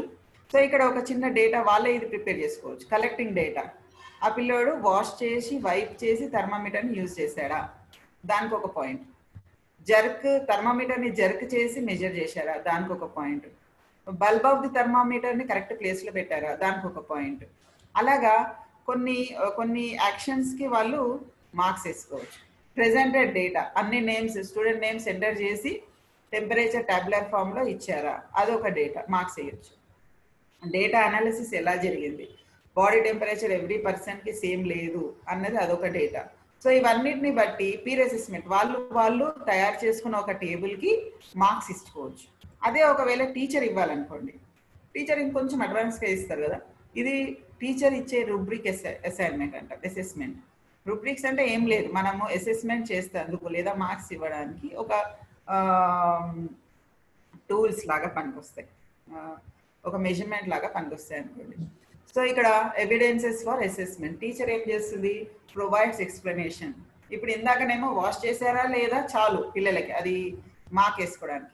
మనము ఎందుకు వై వాష్ థర్మామీటర్, వాష్ ఎందుకు చేయాలి అన్నది ఎక్స్ప్లెనేషన్ ఇవ్వగలుగుతున్నారా లేదా పిల్లలు. తర్వాత మర్క్యూరీ జర్క్ ఎందుకు చేస్తారు, మర్క్యూరీ లెవెల్ని నార్మల్ లెవెల్ ఫస్ట్ కిందికి తీసుకురావాలి కదా, సో అందుకు జర్క్ చేస్తున్నారా లేదా అన్నది. సో ఇలాగా టీచర్ ఇచ్చే రూబ్రిక్స్లో ఇలాంటి క్వశ్చన్స్ ఉండి అసెస్మెంట్ అన్నది చేయొచ్చు. ఆస్క్ క్వశ్చన్, సో ఇక్కడ పిల్లలు క్వశ్చన్ అడుగుతారు, మర్క్యూరీని థర్మామీటర్లో ఎందుకు యూజ్ చేస్తారు, వేరేది ఎందుకు యూజ్ చేయరు, ఇలాంటి క్వశ్చన్స్. అంటే జస్ట్ ఆ ఎక్స్పెరిమెంట్ చేసిన తర్వాత ఇంకా కొన్ని క్వశ్చన్స్ రేజ్ చేయాలి పిల్లలు. తర్వాత వాల్యూస్ ఎలాంటివి వచ్చాయి, కొలాబరేటివ్గా కోఆపరేటివ్గా వర్క్ షేర్ చేశారా, తర్వాత కరెక్ట్గా టెంపరేచర్ మెజర్ చేసి హానెస్ట్గా అది రాశారా లేదా, థర్మామీటర్ని కేర్ఫుల్గా హ్యాండ్ చేశారా, డ్యామేజ్ చేశారా, తర్వాత దాన్ని కేర్ కరెక్ట్ తీసుకున్నారా లేదా. ఇవన్నీ కూడా మన రూబ్రిక్స్లో ఇంకా మనం ప్రిపేర్ చేసుకోవచ్చు మనం ఏదైనా అసెస్మెంట్ చేయాలంటే. సో ఇది ఒక ఇంట్రెస్టింగ్ పదము, ఇది కూడా మన మాడ్యూల్లో ఉంది రూబ్రిక్స్ అనేది. సో రాను మనం ఏదైనా టెస్టులు ప్రిపేర్ చేసినప్పుడు ఇవన్నీ కూడా ఈ పదాలన్నీ కూడా మనకు పనికి వస్తాయి. లెర్నింగ్ అవుట్కమ్స్, రూబ్రిక్స్, ఇవన్నీ కూడా. సో ఇది మళ్ళీ ఒకసారి పోస్టర్ వచ్చింది. సో అందరికి కూడా లెర్నింగ్ అవుట్కమ్స్ అంటే ఏంటిది అర్థమయ్యేటట్టే కొంచెం వివరించాను అనుకుంటున్నాను. ఏవైనా డౌట్స్ ఉన్నా మీరు చాట్ బాక్స్లో పెట్టచ్చు. సో లాస్ట్కి వచ్చేసరికి education is not an affair of telling and being told. So మనం చెప్పడము వాళ్ళు వినడము అని కాకుండా but an active and constructive process. So ఇది యాక్టివ్, పిల్లల పరంగా యాక్టివ్గా జరగాలి, కన్స్ట్రక్టివ్గా జరగాలి. సో సైన్స్ అన్నది ఎప్పుడు కన్స్ట్రక్టివ్ ప్రోగ్రెసివ్ వేలో ఉండాలి అన్నది నా ఉద్దేశం. So thank you. ఇలా వర్చువల్ క్లాస్ తీసుకోవడం అన్నది చాలా న్యూ ఎక్స్పీరియన్స్. సో మనం త్వరలోనే ఇలాంటి వర్చువల్ క్లాసెస్ కాకుండా హ్యాపీగా ఇంతకుముందు ఉన్నట్టు ఈ సిచ్యువేషన్ అంతా వెళ్ళిపోయి అందరూ ఈజీగా కలిసేటట్టుగా ఉండాలి సిచ్యువేషన్ అని కోరుకుంటూ thank you for giving the giving me the opportunity to speak like this. Thank you. Thank you, sir. Ramakrishna, sir. Okay, Thank you, Malati garu. Thank you. Thank you, sir. Malati garu, thank you. Thank you, sir. Thank you. Time సరిపోయిందా sir? ఇంకా ఉందా? సరిపోయింది. ఇప్పుడు మనకి మిత్రుడు రాజబాన్ గారు. రాజబాన్ sir. Sir నేను మాట్లాడుతాను. ముందు ఒకసారి మీరు సెషన్ ఒక 2-3 నిమిషాలు కంక్లూడ్ చేయండి మేడం. మార్నింగ్ నుంచి ఏం చెప్పారు మనకి అనే దాన్ని. షేరింగ్ ఆఫ్ చేస్తే మనము మాట్లాడుకోవచ్చు. స్టాప్ చేస్తున్నాను సార్. మనకి మాలతి మేడం చాలా క్లియర్ గా కొన్ని అంశాలు అందించారు. ఎల్ఓస్ అసలు ఎలా రికగ్నైజ్ చేయాలి, ఏ క్లాస్ కైనా కూడా 6th to 10th క్లాస్ ఉన్నటువంటి దాంట్లో పర్టికులర్ ఫోకస్ దాన్ని 8th క్లాస్ దానిలో వచ్చేసి చాలా ఇంపార్టెంట్ అయినటువంటి ఒక ఐటమ్స్ ని ఫోకస్ చేసి కూడా మనకు డిస్ప్లే చేశారు. హౌ టు డిఫరెన్షియేట్, తర్వాత రికగ్నైజేషన్ కావచ్చు, ఎగ్జాంపుల్స్ కావచ్చు, different types of lab activities కావచ్చు, ఎక్స్ప్లెనేషన్స్, తర్వాత అప్రిసియేషన్స్, ఇవన్నీ కనుక ఉన్నట్టయితే ఇది నథింగ్ బట్ మనం ఏంటంటే ఆల్రెడీగా అకాడమిక్ స్టాండర్డ్ లో చేసేటువంటివి కానీ కొంచెం ఎక్స్టెన్షన్ చేసుకొని మనం దాన్ని అంతా కూడా చేసుకోవాల్సిన అవసరం ఉంటుంది. సో ముఖ్యంగా దీన్ని ఇవాల్యుయేట్ చేయడం అనేటువంటి చాలా అంటే ఫస్ట్ ఆఫ్ ఆల్ ఎల్ఓస్ అంటే ఏంటి, రెండవది ఎల్ఓస్ రికగ్నైజ్ చేయడం, మూడోది ఒక పాఠ్యాంశానికి సంబంధించిన ఒక లెసన్ కి సంబంధించినటువంటి ఒక ఎల్ఓస్ రికగ్నైజ్ చేసుకోవడానికి మేడం ఎగ్జాంపుల్స్ ఇవ్వడం కూడా జరిగింది. కాబట్టి ఆ ఎగ్జాంపుల్స్ ని ఆ ఫార్మాట్ లో ఉండాలి అనేటువంటి చెప్పారు. కాబట్టి ఆ ఫార్మాట్ ను మనం ఉపయోగించుకుందాం. తర్వాత మొన్న మనం ఆల్రెడీగా నిష్ఠా ప్రోగ్రామ్ లో మనం ఈ ఎవాల్యుయేషన్ అంటే మూల్యాంకనానికి సంబంధించినటువంటి చాలా విషయాలు మాట్లాడుకున్నాం. రూబ్రిక్స్ మీద కూడా చాలా మాట్లాడుకున్నాం. సో ఇప్పుడు కూడా మనం ఏ విధంగా అది ఇవాల్యుయేట్ చేసుకోవాలి, మన అంటే ఈ ఆశించినటువంటి అభ్యసన ఫలితాలను ఏ విధంగా బేరేజ్ వేసుకోవాలి అనడానికి మనం ట్రై చేయాల్సినటువంటి అవసరం ఉంది. దానికి ఫలితం వచ్చినప్పుడు మాత్రమే మన ఎల్ఓస్ సాధించినట్టుగా మనం చెప్తాము. కాబట్టి దీంట్లోపల ఈ రోజు సెషన్స్ లోపల ముఖ్యంగా కేవలం ఎల్ఓస్ కాదు, ఎల్ఓస్ కి ముందు ఉన్నటువంటి ఎంఎల్ఎల్స్ మీద, తర్వాత అకాడమిక్ స్టాండర్డ్స్ మీద, డిఫరెంట్ టైప్స్ ఆఫ్ మనకి ఎడ్యుకేషనల్ యాక్టివిటీ అంటే మన బయో సైన్స్ సంబంధించిన ఒక లక్ష్యాల మీద కూడా చాలా చక్కగా వివరించారు. థ్యాంక్ యూ మాలతి గారు. చాలా మాతో పాటు చాలా విషయాల్ని షేర్ చేస్తున్నారు.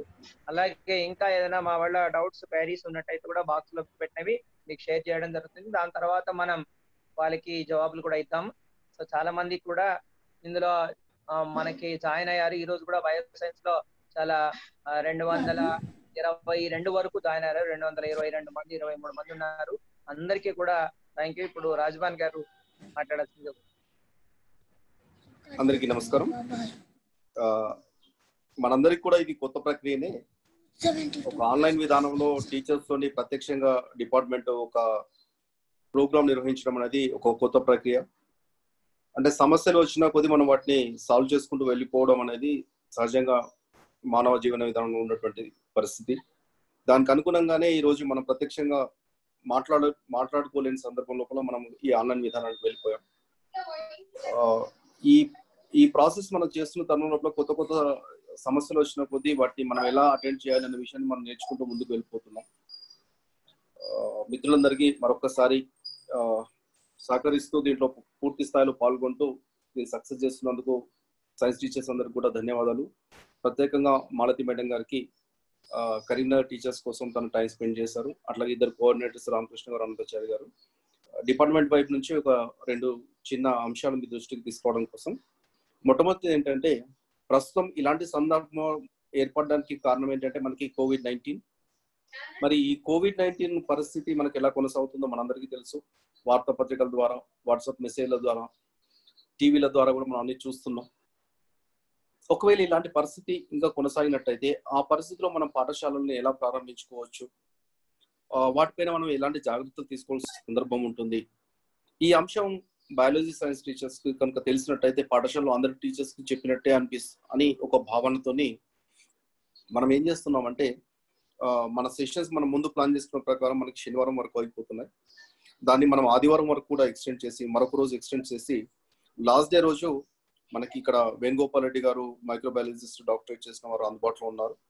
వారి ద్వారా మనం ఒక ఓపెన్ సెషన్ మనం ప్లాన్ చేస్తున్నాం. ఆ రోజు చివరి రోజు సండే రోజు 9:30 నుంచి 11 వరకు COVID-19 పాఠశాలలో తీసుకోవాల్సినటువంటి సేఫ్టీ మెజర్స్ అనే అంశం మీద ఒక గెస్ట్ లెక్చర్ మనం ప్లాన్ చేస్తాం.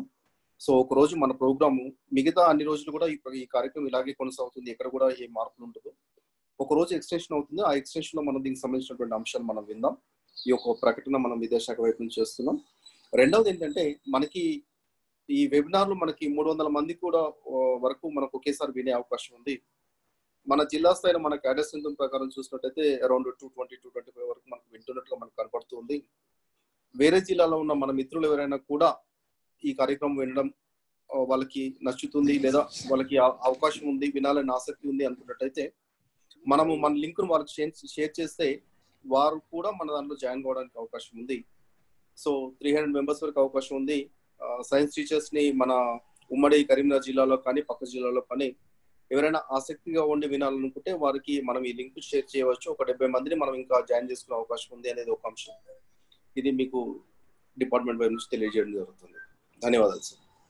థ్యాంక్ యూ రాజబాన్ గారు, thank you very much. So మనం రేపటి రోజు మళ్ళీ 9:30 కలుద్దాం. రేపు మాణిక్యారెడ్డి గారు సికింద్రాబాద్ లో ఉంటారు, state resource group member. 9th class సంబంధించినటువంటి ఎల్ఓస్ మీద రేపు మాట్లాడతారు. 9th క్లాస్ ఎల్ఓస్ మీద మాట్లాడతారు రేపు. తర్వాత మళ్ళీ వచ్చేసేసి నెక్స్ట్ డే వచ్చేసి 10th క్లాస్ ఎల్ఓస్ మీద మిత్రుడు సంజీవ్ గారు, నిజామాబాద్. తర్వాత state resource person, text book writer sir, చాలా ఎక్స్పీరియన్స్డ్, దాదాపు 25 and 30 years experience in SERT programmes. So last day వచ్చేసి ఒక మంచి అవకాశాన్ని ఇచ్చారు రాజబాన్ గారు మన డిపార్ట్మెంట్ పక్షాన. డాక్టర్ వేణుగోపాల్ రెడ్డి గారు మనందరికీ తెలుసు, టిఎస్ మోడల్ స్కూల్ వీణవంకలో పనిచేస్తున్నారు. మైక్రోబయాలజీలో రీసెర్చ్ చేశారు, బెస్ట్ టీచర్ అవార్డు కూడా స్టేట్ లో తీసుకున్నారు. సో తను మీకు అందరికీ తెలిసి ఉండవచ్చు, వాట్సాప్ గ్రూప్ ఒకటి చేసి చాలా మంది టీచర్స్ కి, తర్వాత అందులో గ్రూప్ లో ఉన్నటువంటి వాళ్ళందరికీ కూడా COVID-19 మీద, అంటే ఈ వైరస్ మీద చాలా అవగాహన చేస్తున్నారు. కాబట్టి అది అందరికి షేర్ చేస్తారు.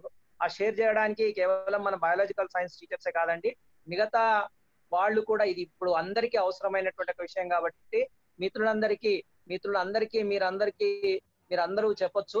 మీ మిత్రులందరికీ కూడా జాయిన్ అయ్యి దానిలో జాగ్రత్తలు ఏ విధంగా తీసుకోవాలి అనేటువంటి విషయాన్ని మనకి షేర్ చేస్తారు సార్. కాబట్టి మనం జాయిన్ అవుదాం. So thank you very much మా రిసోర్స్ గ్రూప్ మెంబర్స్ అందరికీ, శ్రీనివాస్ గారు సెక్రటరీ, అలాగే మిత్రుడు మహేష్ గారు, అట్లాగే మిత్రుడు రాయేశం గారు, సురేందర్ గారు, రామకృష్ణ, వాళ్ళందరికీ థ్యాంక్ యూ వెరీ మచ్. మరి మీరు అందరూ మాలతీబాయ్ మేడం సార్ మీరు ఒకసారి అవి పీపీటీస్ మొత్తం కంప్లీట్ గా షేర్ చేస్తే నాకు మెయిల్ చేస్తే అవసరం ఉంటే మన గ్రూప్ లో షేర్ చేద్దాం మేడం. సరే సార్. ఇప్పుడు నేను మీకు షేర్ చేసిన దాంట్లో అన్ని స్లైడ్స్ లేవు, ఇప్పుడు న్యూది చేస్తాను సార్. ఓకే మొత్తం కలిపి చేయండి మేడం. సరే sir. Okay madam, thank you ma'am. అది మీకు మీ అందరికీ కూడా చాలా thank you. Thank you Malathi madam. Thank you to Malathi madam and thank you to department sector లో ఆఫీసర్ రాజభాన్ గారు and thank you to all bioscience teachers. ఎందుకంటే పేషెంట్స్ తో మీరందరూ జాయిన్ అయ్యి ఇప్పటి వరకు చక్కగా ఈ కార్యక్రమంలో పార్టిసిపేట్ అవుతున్నందుకు మరొకసారి ధన్యవాదాలు తెలుస్తూ రేపు మనం 9:30 కల్లా కలుద్దాం. Thank you very much.